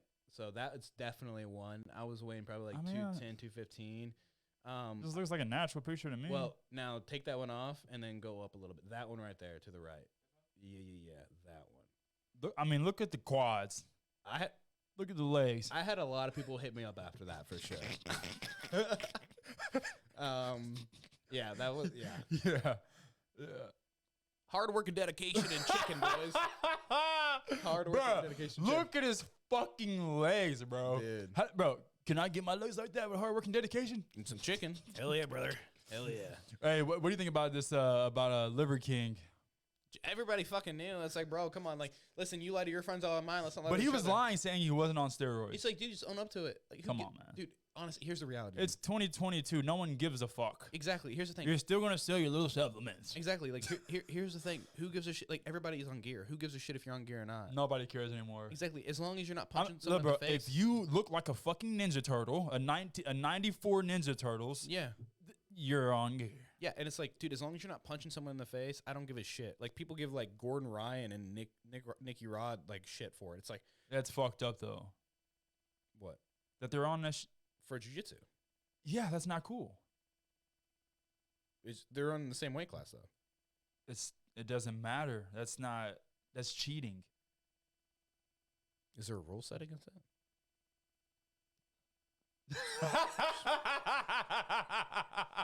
Okay. Okay, I said it. I said shit. it. Okay, it may not be technically cheating if there's no rules against it. They don't have to be drug tested, but you can't call yourself the winner, the best, if you're on fucking gear. What if you're both on gear though? Then that's cool. Okay, they're both on gear. So I don't know. It's just fucking. I don't know, man. It's just dumb. All right, all right. The question is, does it give you an unfair advantage in terms of strength and stamina? no, hear me out. So not necessarily. Technically, yes. If you look at the science, yes. But in order for any of that shit to work, it depends what supplement they're on. For example, testosterone. It depends. Like, for example, I'm on TRT. It doesn't necessarily help me out. So if your testosterone is fucking 3,000 and mine's 500, I mean, odds are I'm using all 3,000 bits of that testosterone too. I mean, I'm working out in the gym. So if you're not working out but taking shit, like, no. But like those guys are working out. Like, yeah. it gives them an unfair advantage. Well, if the rules means that you could take testosterone, then you fucking get up to 3,000 too, and then you both can see who's the best man. But there should be. I just feel like there should be a clean league. Oh yeah, and a dirty league. I agree. That's fine. Like I agree with that probably. I would say also like with fighting, Just like the bodybuilding. there is that. Exactly. Yeah, there is the And guess what? No one gives a fuck about the damn clean leagues. Oh, 100%. Because they don't look like these fucking freaks. Well, yeah, so it's funny because I've met people who are like, yeah, I'm in an all natty. They like really take a hard emphasis on the all natty bodybuilding show. They're like, yeah, I compete in all natty. I'm like, fucking, do you want a cookie? Great. No one gives a shit because literally 3 people showed up and 2 of them were your parents and 1 of them was your grandma. So Yeah. like, you know what I mean? So like no one gives a shit, right? But like you want to play with the big dogs. I'm not saying you have to, right? But like people want to see the best, and people don't know what it takes Well, to be I don't the like best. the shit. All right. Now I will say, The Powerful Fitness Podcast does not prescribe to that fucking geared up. I don't want to see unnatural freaks. I want to see what you can do with what God gave you. I just want to say this. 5 minutes ago, you did say once you're done competing, you were going to jump on shit. Hey, don't rewind. I mean, forget what I said earlier. But with fighting, I don't think No, people with no, fighting but- should do it. Like but look the at Brock thing is, Lesnar, for example. It does suck that the all natural. If you want to be a bodybuilder, Yeah. you have to do gear. Otherwise, no one's going to give a shit. That does suck. Well, you have to ask yourself why you're doing it, though. And then let's look at like MMA, for example. John Jones, the greatest of all That's time, bullshit. right? That's bullshit, for example. Like, I don't think people in MMA are fighting, punching other Steroids. people. Yeah, I think that's bullshit because you literally can have an impact on a person like, living or dying at that point. Like when John Jones fought Alexander Gustafsson, they said he wasn't really training for that fight. How the fuck does man go 5 rounds with him? Yeah. Because he was taking some type of what they call it, anabolic steroid, anabolic, yeah, where it's for your endurance, not for like strength and whatever. Yeah. Like the shit that the cyclists take. Yeah. Like Austrian and things like that. It's interesting because like regardless, it's bullshit. Like here's the thing: you want to punch other people in the face, be my guest. That's Oh fine. man, if I got on some of that damn Austrian or whatever that shit is, bruh, But my point is like game over. you literally have control over someone else's life at that point. In my head, you punch somebody, you're What giving about each other brain jiu-jitsu? damage. You can snap their fucking arm. Tap quick, tap often. Isn't that what John says? Yeah, All right then. dude. Some people ain't got enough time to tap. You see how Gordon Ryan snatches shit up, bro? He gonna pop your shit before you even got time to tap. Did you see Nicky Rod and Gordon recently though? The last one in UFC Fight Pass. Nicky Rod. I didn't watch it, but Nicky Rod, I heard he broke basically. Yeah. broke his foot. The fact that people don't give Gordon enough credit in my head. The reason why is I get like he's Come on, when he's you're like the Conor roided up, you're not gonna tap your little broken leg. My point is the mindset though. You hear all the cracks in that leg that happened. The fact that he just sat there still and was like, "Fuck it, let's keep going." It's a mindset thing. I dude. mean, he's juiced to the gills. I mean, sure. That's like smoking meth and saying, if we have a stay-weight contest and I'm smoking meth, I don't have bragging rights afterwards. I mean, listen. It depends. Was it in the rule Teeth set? falling out, ping. Yeah, exactly. Was it in the rule set though? Oh my god. Winning is winning. But yeah, that's the thing, man. It's just like, Yeah, in MMA and fighting like that, I definitely don't think it should be a thing. Like, And I think obviously there probably should be some like I think in IBJJF you can't do it like they test, for example. Hence why when was the last time you saw Gordon Ryan in an IBJJF tournament? Exactly. Right. Like, that's the clean version. Right. Then you have ADCC and then you have like and I thought for some reason the UFC Fight Pass it's UFC, so I'd imagine they had to adhere to that, but maybe not. But ADCC would be the dirty version of that. Now, if you have people like the Rotello brothers that want to sign up for ADCC, knowing that in the rules there's nothing against gear, that's then on them, right? That's on them at that point because you had the opportunity to go to IBJJF. That's the clean boy version. But you want to go to the dirty boy version, great. Now you've adhered and said, hey, you know what? I don't care. My question is this. These people, like, say the guys that's from Russia, say they're doing certain type of PEDs in their training camp, and then say they need to cycle off to be able to piss clean right before they come to the U.S. and fight. Do they still have the benefits from that, or is it actually going to be harder for them to compete? Are they going to like? Again, it all depends on what they took. Odds are it's not going to affect them too much. The problem that you have, so they're still going to have all those benefits from that hard ass training camp, being able to train longer and. Oh yeah. The problem that you get, and this is quite often, what happens is you feel like Superman when you're on a shit ton of tests, and if you just jump off, what's going to happen is your estrogen's still high. I don't think they're doing tests. I think they're doing shit like Austrian. They're doing stuff for cardio. The thing is like it could potentially still have an effect because what'll happen is like you thought that you could go that long, and then you push yourself to that max, and you don't have that thing you don't have that spare. There's a whole science behind the 100%, shit. Yeah. Like they literally have fucking doctors like. Oh yeah, and your hormones are at play here. That's the one thing, man. As humans, we cannot fuck with our hormones like in a way that's like for example, if you just jump off a test, for example, your estrogen's so high already still if you're not taking an estrogen blocker that like you get like man titties if you're not careful. You know what I mean? And that's what was happening. The reason why the FDA banned, That's what happened to Israel Adesanya, huh? Had a little titty. I don't care what I fucking said, dude. He had fucking gyno out of his ass, dude. I mean, it was obvious that he was on something. Couldn't have been something else? No. So, Pull it up. Pull it up. If you look at it, if you zoom real in, you'll see it's gyno as clear as day. Pull up Israel Adesanya gyno. Just Google it. Yeah. You'll see it plain as day, man. And like again, you won't like if you have some people who've never taken this stuff, they won't know. Right? Well, it could be from something else, right? No. It wasn't a torn muscle. Torn muscles don't look like that. Israel Adesanya. Gyno, G-Y-N-O. Or G-Y-N-O. Not, just G-Y-N-O. Yeah, pictures.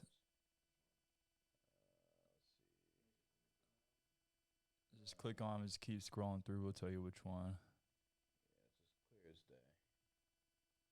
It should have been the first one to fucking pop up. They trying to hide the shit. Right there. All right. For example, okay. Put that on the screen so that people can see it too. All right. So here's the thing: when you look at this, that's not a torn muscle because torn muscles don't hang like that. Okay. Also, another thing too is whenever you look at it, the whole thing is if you look at that, what happens with dudes whenever they're on testosterone and then they stop, you'll get buildup in like literally underneath your nipple. That's what that is. So you think he was on test? 100%. That's the fact that it looks like I never saw that one to the right. But he never tested dirty through USADA. You know why he had gyno? Why? Was because he probably jumped off and his estrogen was real fucking high then. What the fuck? That's what happens with gyno. So you believe he was on steroids? Yeah, because if he was on anti-estrogens, that would have popped him in there, which made him more plain. He had to jump off, and hence his hormones were all fucked up. Hence why if you look at that one to the right, but, dude, it's as clear as day, man. But he was on test, but okay, so why he don't look more jacked? Here's the thing about because you don't have to take a whole bunch. He also looked a little bit more jacked in that photo in that fight than he had previously because he was building. I think that was the Paulo Costa fight, right? I don't know. He always like scrawny motherfucker to me. He looked a little bigger though, but like the thing is there too is he might have done that because testosterone helps you recover faster too. It's not just about getting big. Right. So there's a lot of people who are on testosterone who don't even get bigger. It's simply before a recovery aspect, and so he might have been doing that because he knew he was going to Paulo Costa, and Paulo Costa's a dog, and so. That could have been in as well. Also, the way he knocked out Paulo Costa as quick as he did made me wonder, like, what was in his hands. Like, dude, that's power. Pure power. He does it to a lot of people, but to Paulo Costa? Like, come on.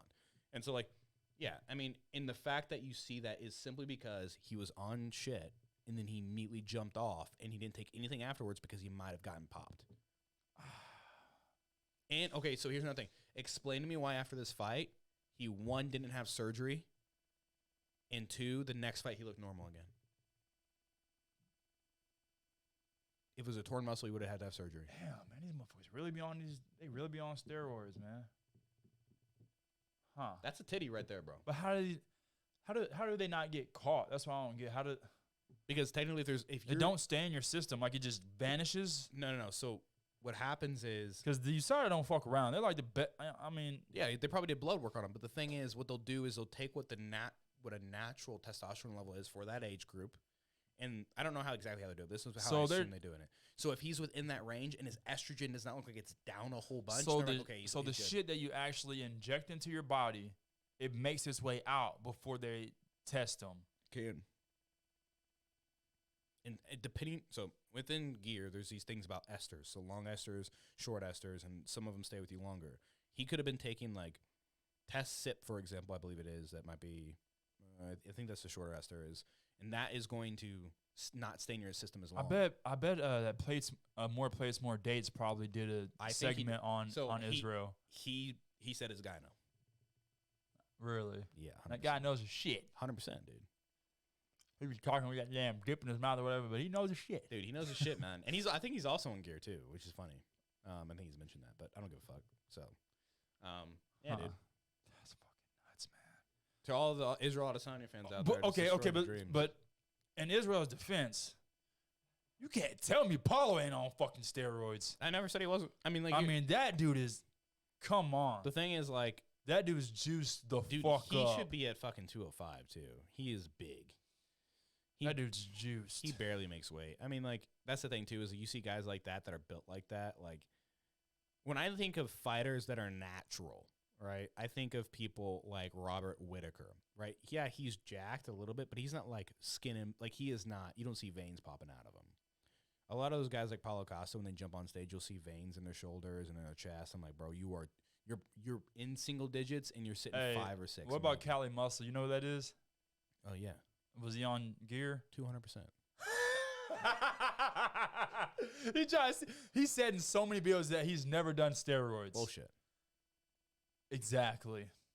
Yeah. Listen, you lie to your friends, I'll lie to mine, but let's not lie to each other. Right. Yeah. So, yeah, dude. And it's like, people keep pressing Conor McGregor about it.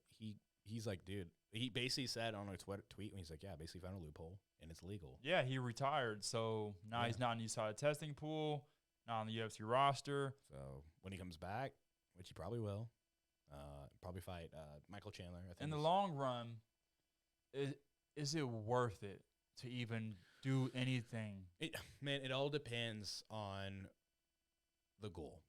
Here's the thing. Like, if you just do it tiny little bit, then you're not going to have any long-lasting residual effects, right? I don't think so. I don't know. I'm not a doctor, so like, don't take anything I say as medical advice. And here's like some type of caution to anybody listening, right? But here's my thing. Here's my theory.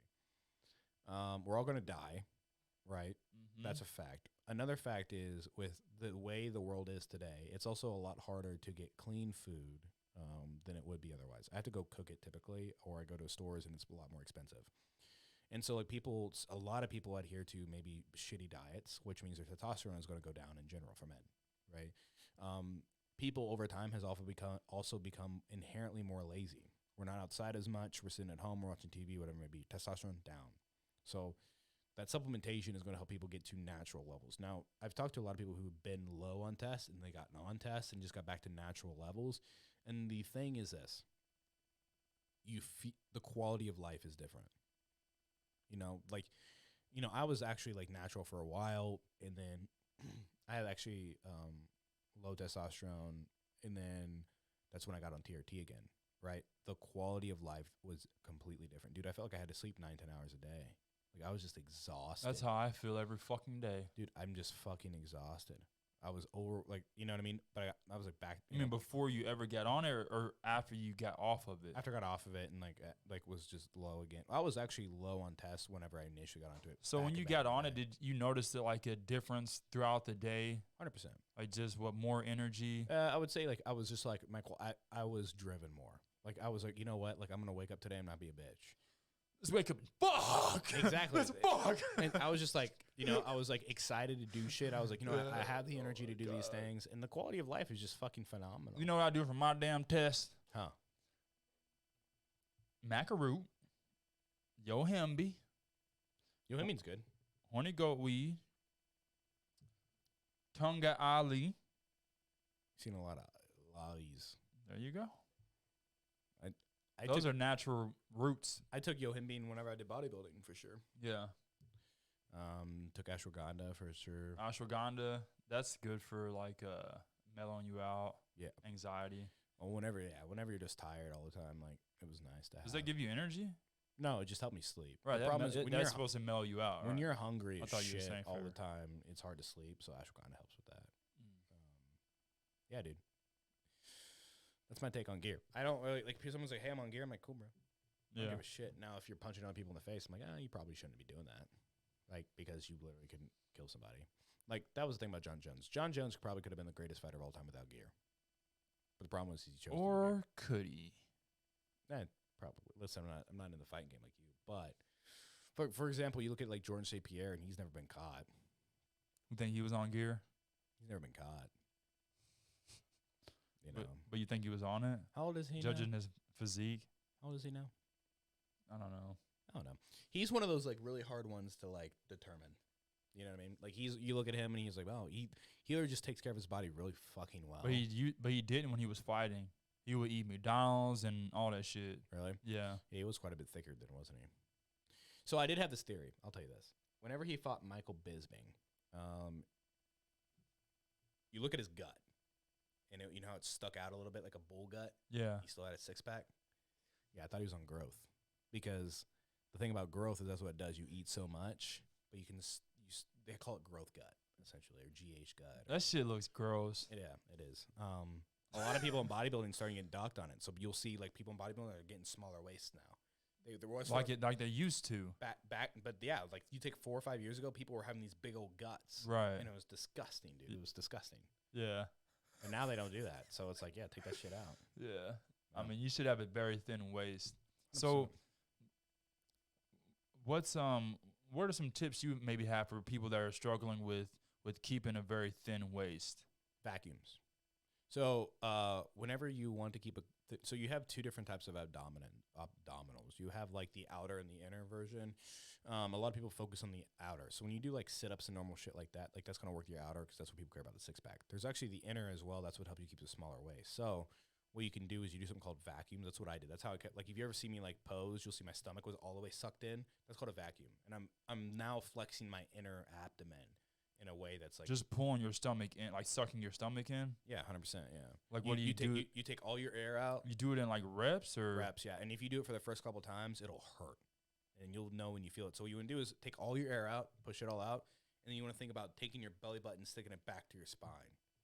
When you do that, you'll feel the inner lining of that ab activate. This is a thing that people do, huh?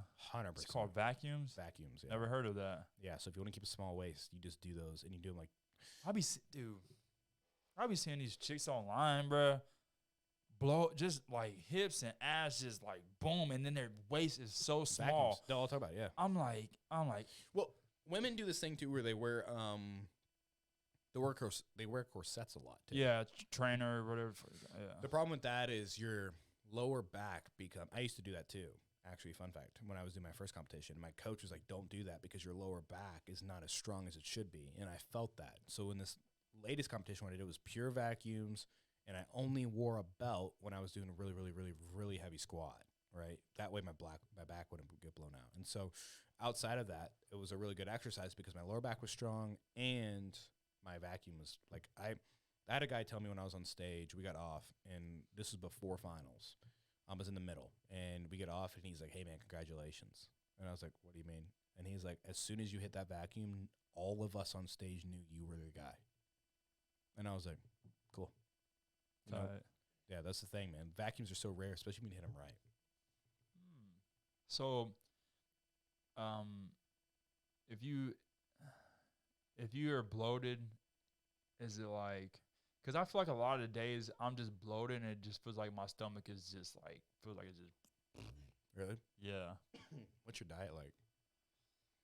I used to eat like avocado toast for breakfast, like some Ezekiel bread with some avocado, and then here lately I've been eating a lot like chicken wraps. I like chicken wraps. So bloatness can come from a lot of different reasons. It's just a lot of times it's like shift of diet. It could be there might be something in there that like you don't agree with. Like for example, what's the one thing for me I have to remember? Snacking at nighttime sometimes, granola bars and shit. Yeah, there's something that like I eat. Oh, for example, I don't eat pizza unless I know I'm going to be at home the rest of the night. The reason why is I shit my pants constantly and I'm bloated. You figure out these things. Oh, dude, 100%. I'm bloated. I fart all like nonstop, and like that's just how it is. My girlfriend hates when I have pizza, but like you figure out these things are you cut those foods out, and then you can optimize your activities, your performance. So like for me, I ate the same thing at the same time every day when I was doing bodybuilding. I feel like I have like a lot of gut issues because I've been drinking kratom for years, and I've never dealt with kratom. Yeah, it just What is that? It kind of fucks my stomach up. It's a plant. It's a leaf. They grind it up into a powder, and then you can drink it. It gives like a opioid effect. So it kind of feels like you're taking pain pills. Does it work even though you've done it for so long? Fuck yeah. Really? Half the time. Half the time, yeah. No, when I take my shot in the morning and I sit back on the couch, I'll be fucking. Really? I'll be zooming, but then later on in the day, it's kind of like I'm just.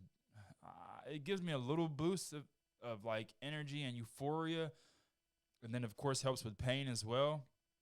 But yeah, I mean, I went from drinking it once a day to 2 times or 3 times, and it's been hard for me to like taper down because it just feels nice. Yeah, interesting. I've never dealt kratom before. I think I've heard of it, but I've never like messed with it. So I mean, I took pain pills for like 7 years. Okay. And so when I stopped taking those, I started drinking kratom. It kind of helped me I made this shift from that. So it's obviously a lot of people use it to get off pain pills and heroin. Because like I said, it gives you like the opioid effect. So you can stop taking pain pills or get off of heroin and take kratom so you won't have withdrawals. Really? And then, you can taper off kratom or you cannot. But my thing is I abuse it. I don't just, there's a difference between drinking a cup of coffee in the morning to drinking fucking 3 or 5 cups of coffee throughout the day, So I just drink it too much. But interesting. I mean, dude, it's nice, man, because I'll be like super sore, I'll be hurting and shit from training. I drank it and then I just feel better. It's like instantly? Yeah, like after 15, once it kicks in, like after 15 minutes, once it wears off, do you still get sore? Are you still sore? I mean, yeah, it's not like it don't heal you, it just. So it's kind of like neurological probably connection. Exactly. It's a mental thing. It's not like physically healing you. It's not like a fucking ice bath where you're physically going to. Why don't you do that and then jump in an ice bath and you don't feel it? Well, I mean, I do both. What's the question here? No. I'm saying, why don't you take the kratom and then jump in the ice bath? That way you don't like feel the shit of the ice bath. You just let it recover your body. Oh, you gonna feel the ice bath? Just wondering. I mean, you can get shots of Novocaine throughout your body. You gonna feel that ice bath? I'm excited when I get my duplex, man. I think I want to get one. But no, man. It's I mean, the thing is, man, I've been doing shit. I've been doing drugs since I was 12. Really? Yeah. So I mean, being sober is not really my thing. Yeah. I mean, it's okay for a few hours. But I can't remember the last. Okay, so the last time I was really sober was before COVID. And what's crazy is I was sober for like months, for quite some time. Yeah. COVID hit, and I couldn't go to meetings anymore because I was going to AA meetings, talking to a counselor and shit. And then COVID hit, and everything was virtual. And then I started smoking weed again, and then I started drinking kratom again. And I don't really smoke weed much, it's not really my cup of tea. Yeah. But the kratom, it hits, man. It's a lot, dude. A lot of people drink kratom. Right. I've heard of it again. Like I've just never done anything. I don't know. Well, if you have an addictive personality, you don't want to try it. No, I don't know. But like I also like one of those people like I don't know. That's not my cup of tea. I don't do that. I think I've smoked weed like twice. Right. Yeah, it's not really my thing. Like I just kind of like chill out on that stuff personally. I don't care if other people do it though. I'm just like, yeah, you do you, man. Like everybody has their shit. Yeah. Like I can never judge anybody for doing anything in my opinion except like heroin and crack cocaine and all that other shit. Unless I just feel bad for them people. Dude, same. Like that's the thing, man. It's like quality of life for me. As I look at them, I'm like, man, you're not living. Right. I'm like, you are not living. You know what I mean? So with the kratom, I noticed this happen. I know eventually I'm going to quit. Just I feel like everybody says that though, Brad. Everybody says tomorrow. No, here's my thing. When you focus on growth and development, eventually you don't even have to try. You just kind of grow out of things. So I know with growth and with time, I'll stop. But it just... You want to be the best version of you? Exactly. Next year? Yeah.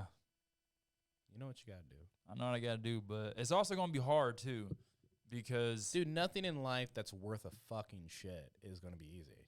Like, that's the thing, is everybody's like, oh, yeah, you know, like, blah, blah, blah, blah, blah, I'll just quit what I want. It's like, no, that's just going to suck. Like, for example, take people who are, like, addicted to porn, right? Like, people are like, oh, I can stop that shit whenever I want. Prove it. Addicted to porn? What type of... You know what I'm saying? Like, but it's not a real addiction. But like, you know what I'm saying? Like people that just say those things all the time. I guess maybe it is for some people, but well, here's the thing. Look, I smoked cigarettes when I was a teenager for like 5 years. Yeah. If you can quit smoking cigarettes, you can quit anything. Yeah. I'll tell you that right now. Yeah, but how long ago was that when you quit? Shit. I don't know, 7, 8 years ago or something like that. So you were 20, probably 19, 20? I quit when I was 19, so shit. So almost 10 years. Yeah. That was you at 19, though. Or 9 years. So 19-year-old could quit cigarettes today. Mm-hmm. But could Willie today do that? 100%. Okay. That's the cool thing about growth, man, is like we all find these things that like, and I'm not the person to judge anybody. Listen, people do whatever the fuck they want to do, and you live your best life. Like that's the thing for me is you do your thing. You know, I don't think I can judge many people. I took gear, for example, right? So it's hard for me to judge anybody on anything. Like, and I'm also just that's not my characteristic. Like, I'm just like, you know what? Like, you do your thing. And the thing is with the gear is like, you're not doing something that's gonna it's actually gonna improve the quality of your life. Yeah, yeah. Till maybe you do too much or do it for too long, et cetera, et cetera. Yeah, there's a lot of science behind it. But yeah, dude, it's one of those things that like I'm not the type of person to judge. But you know what I am the type of person is? If someone tells me they want to achieve X, I'm going to ask you what you're doing in order to build to that.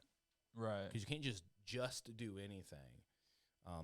You got to take certain steps. And like what I want to see from people is like, you say, you know, I'm going to be this thing. It's like, cool. So what's your plan to get there?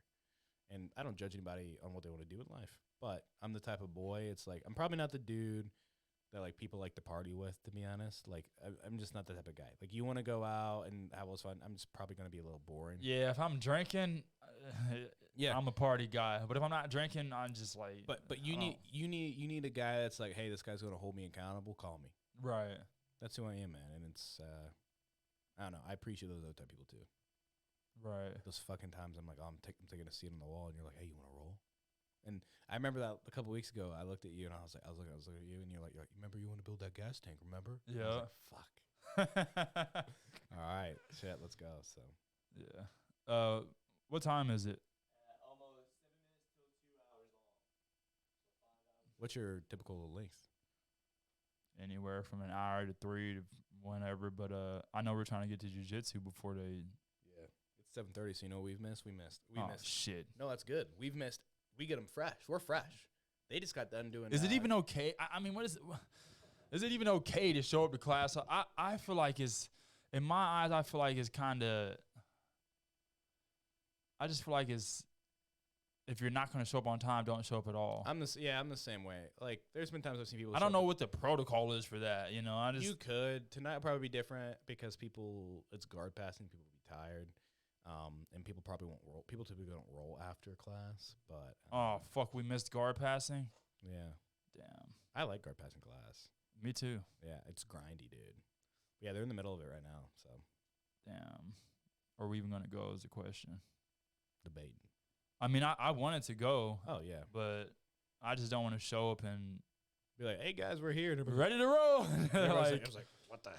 Yeah. You know what I mean? Yeah.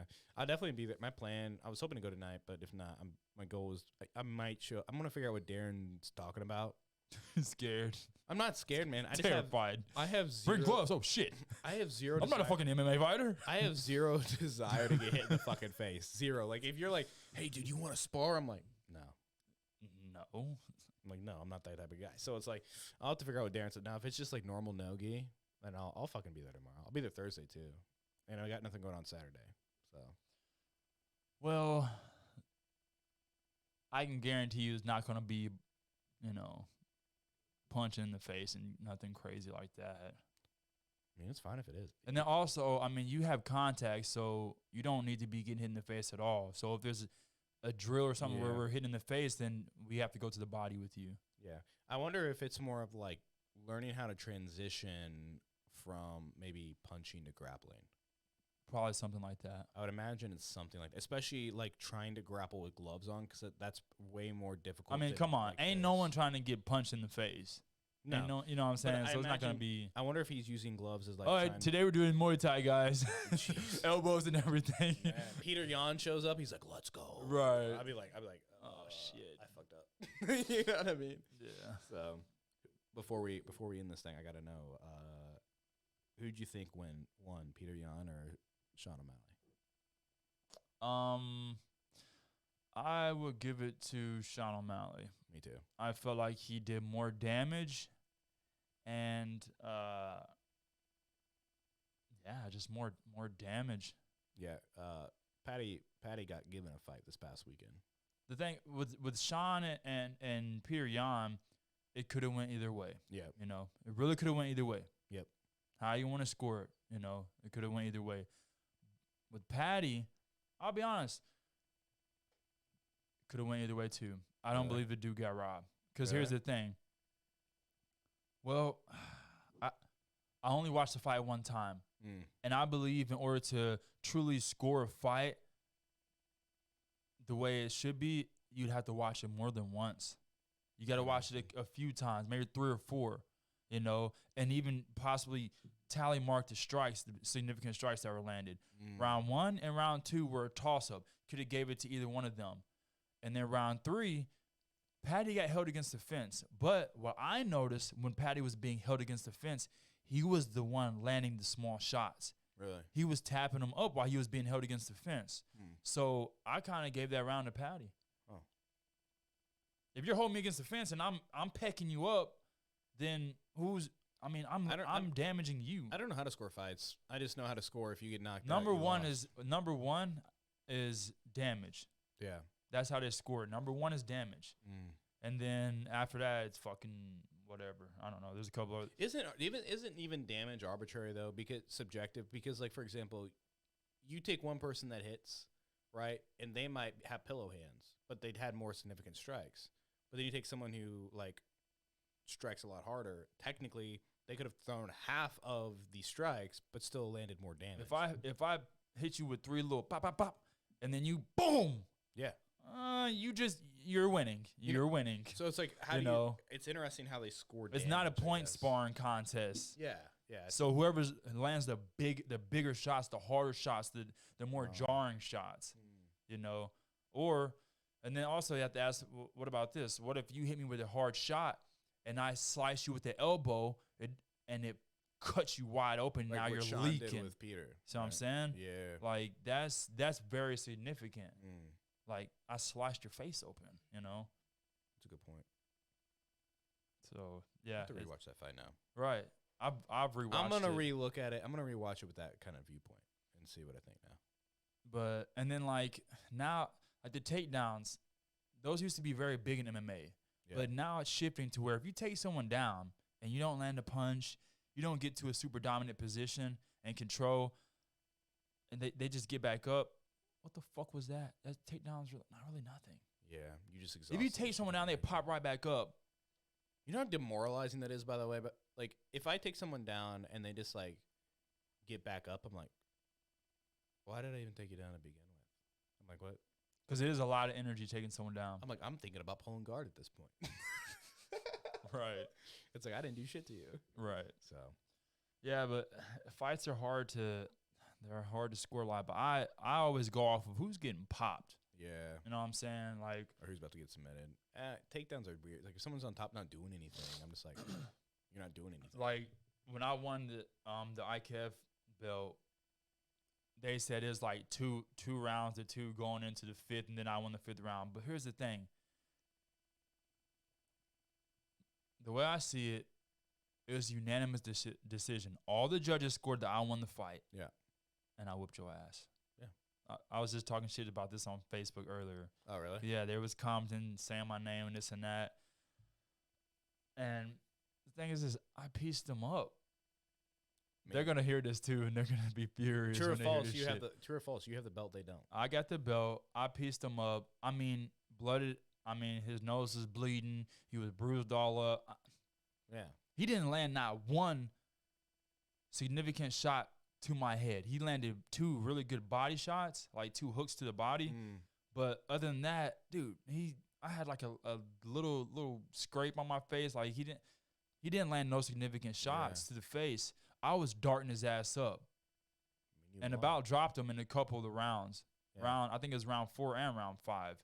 I swept him off his feet twice with sweeps. Like, I pieced him up. I'm excited to see you mix up your grappling game with your striking game now. Yeah, I don't really try that too much when I'm fighting. Yeah. And MMA, like, if I'm piecing you up on the feet, why would I try to take you down? Yeah, but I mean, in situations where you see that they're like maybe being a little difficult but wobbly. Did you watch my last MMA fight? So, I mean, you seen, like, when I had him against the fence, I took him down. Oh, yeah. That was a good fight, dude. You know? So, yeah, that was a good one. That was a good fight, dude. Dude, it's funny because the guy was undefeated. He's a wrestler. You know, that's the Yeah. you know the poison dart to the striker, and you know everyone thought he was gonna win. Well, good news is you have a couple. I mean, probably not me. I'm not really a wrestler, right? But you have a couple of wrestlers in the gym that you get to train with. Which is yeah, cool. I do. So whenever you're like, "Hey guys, I got a wrestler I'm fighting against," like we put you through the paces pretty good. Yeah, and we've been doing wall stuff, and then I wrestled with Gavlin and Ron Dude. over at. Gavlin, man, I hope he keeps coming in, man. He's a cool dude. Gavlin's a cool. I've trained with him for almost 6 years now. Really? Yeah, Dude, he's a cool fucking dude. and he's a wrestler. You Yeah. see, when Sloan came in, he was the only one that took Sloan down. Yep. The only one. That was clean too. That was a clean takedown too. Yeah. It's cool. I think it was like a blast double. Yeah, it was funny because you see everybody's. Sloan put this on his Instagram the other day, but it was Nikki almost like beat Gordon or whatever people say, right? And then someone posted, he was like, "Don't forget, Sloan beat Nikki Rod, I guess last year or something like that." I didn't know that, but that's cool. Really? I didn't know that. I hit him up, asked him if he had a video, but he never responded. But Bruh. Yeah, Sloan, dude, he's a beast. Dude, I was blown away, man. This motherfucker lined us up dude, and submitted everybody. dude, And everybody was fresh. 100%. We're not all rolling, switching out with them. No, everyone was fresh, and he submitted everybody. He was barely like he wasn't even breathing heavy afterwards. ridiculous. Dude, beast. Ridiculous. Dude, different animal for sure. Ridiculous. I can't wait for him to come. I think he's gonna come back next year. Yeah, That's what John was I saying. can't wait. And I love the headlock stuff that he showed us. Dude, that was awesome. I've been mixing that up in my training a little bit. Me too. It's been working. That caveman choke, I've Dude. caught a couple people with it. Well, people aren't expecting me to like whenever I'm on top half now, people aren't expecting me to like dive on the head. And so I've been doing that a lot and they're like freaking out and I'm like, heck yeah. Oh yeah, I'm always going for the Dars. Dude, it's awesome. My Andicon is not as good, but I've been trying to work on that too. Yeah. But dude, Darces are hard for me because I have short arms. Right. And so I have to like I have an like modified Darce that I do that works 85% of the time, depending on who you are. But it's hard for me to get the full darts in with my short arms. Right. That's what Yeah. they say. Yeah. But yeah, man, jiu-jitsu, man, is It's awesome, for the people that have never done it, they have no idea what they're missing out on. dude. Yeah. It's really a fun time. It's intimidating at first for sure, I think, but you realize just a bunch of fucking dudes just having fun, trying to escape home a little bit, Right. hang with the boys. I mean, I don't know, dude. I just love martial arts. Yes, it's fucking gut wrenching and back breaking some days, but I love it. Yeah, Like I hate when I have to miss class. dude, same. Like tonight. Yeah, that means I'm gonna have to work really hard the next couple days because Right. I Which hate missing my it. thing is I told myself I wasn't really gonna go to many of the gi classes anyways. I was Yeah. just gonna go to the The no guard gi passing's classes. fun, dude. Yeah, it is. It's It real really fun. is. Yeah, But I don't know, dude. I as much as I hate to say it, I feel like the gi stuff is it's not a waste of time, but it's just like it's just not applicable for MMA. yeah. I mean, if your goal is explicitly MMA, maybe not. For me, I just want to be good. Like, for example, if I go out and someone at the bar is trying to grab me, odds are they have a jacket on. But I also don't want to, I don't want to get to freaking purple, brown, black belt and be shitty in the gi either. Yeah, So that's also yeah. like I gotta go gi nights as well. Like I gotta Mm. be decent in the gi. Yeah, I agree, man. Yeah, it's definitely an important aspect, but people I think are naturally are just going to like gravitate towards one versus the other. Right. I mean, you have like strictly no gi grapplers. Oh yeah, for sure. But also like you need to be good at the gi. If you're going to be a black belt in jiu-jitsu, you should be able to like someone should be able to point at you and be like, "Hey, can you teach a class tonight in the gi?" And you're like, Right. I could do." Yeah, know how to break some grips at least. Someone grab a hold, you're just like, Exactly. So you got to be somewhat good. So that's a good thing is John definitely makes sure that we're good at both. That's what I like about John. He doesn't favor one versus the other. So Yeah, and I see. He told me lately that he's been liking no gi more. yeah. I mean, like whenever he's like judging students, I don't think he judges if like, oh, this person's better at no gi than gi. I'm gonna promote them like things like that. I think he's pretty. That's another thing I wanted to tell my. If I get really, like, if I'm only working on no gi, am I still gonna get promoted as fast? If you go to John, this is what I like about John. If you go to John, you're like, hey, what do I need to work on? He'll tell you exactly what he thinks you need to work on. He'll immediately have an answer. That's what I like about him. That's what I did. He literally first thing he's like, I need your clothes got to be better. That's why I've been working on it. I need to start asking that more. I don't think I ever really asked them that. I'll ask them questions about things I'm working on, but I don't think I've ever asked him like, hey, what do you think I should be working on? Yeah, he'll immediately tell you. Yeah, he always has an answer. If anybody He's comes just up been and asks- waiting to tell you. Probably. He's so analytical, man. Dude, he is. I've had Like a conversations damn with him. computer. I've had conversations with him at length. He's like, I want people to have something to work on. He goes, and if people ask me, I'll have an answer. But he's like, I want people to do that. And so, yeah, if you go up and ask him, like, hey, John, what do I need to work on? He'll be like, everything. No, I'm just kidding. He'll tell you. Everything. He'll tell you what you need to. Right. All right. Is there anything you want to talk about? Anything you want to tell the people? That's all I had, brother. Okay.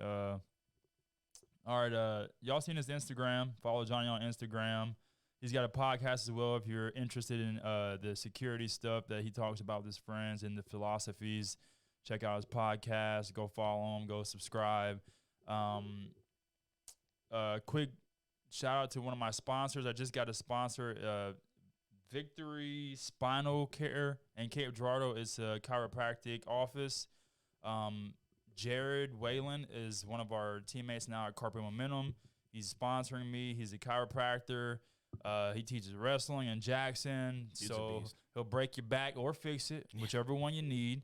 And yeah, y'all should definitely go check out Victory Spinal if you're interested in, your health, because believe it or not, your spine, your alignment, it has a lot to do with your overall health. Like, it could be anything from your sleep quality to your freaking, if you got bladder issues, like there's a lot of things that your alignment actually controls, which, I didn't know. And he's been, talking to me about a lot of things. And he actually showed me on one of my x-rays that I had like a neck trauma before I was 7 years old. And he can tell just by this type of like calcified part on my neck or some shit. He's and- been fixing my jaw for me. Really? Yeah. Okay, sweet. So yeah, so check out Victory Spinal and Cape, and of course, subscribe to the podcast, like, drop comments. If you guys have anyone, or if you're interested in coming on the podcast, I'm always looking for new guests. Believe it or not, it's hard to find guests. It's actually really hard to find guests. Yeah. I'll message people sometimes, they won't even message me back. I'm just like, okay, well, Rip. You're like, dang. that's that. Still got Rainmaker tees. You can actually go on the website now and buy them, www.powerfulfitness.shop. And then we got the workout uniforms in now. I don't know if they can see those. Put on this camera. Got red, green, yellow, and pink. These are pretty tight. I still got to update the pictures on there because the one I had on there was just a demo. I got to take some pictures in them and all that stuff and get them put online. So be looking out for that. But you can get on there and buy them. And if you're ever like not sure about the website, like you want to make sure you're ordering the right thing. If you're worried about ordering on the website, you can always message me directly and order them. I'll make sure you get the right stuff sent. So, yep. Thanks for watching, everybody. Deuces.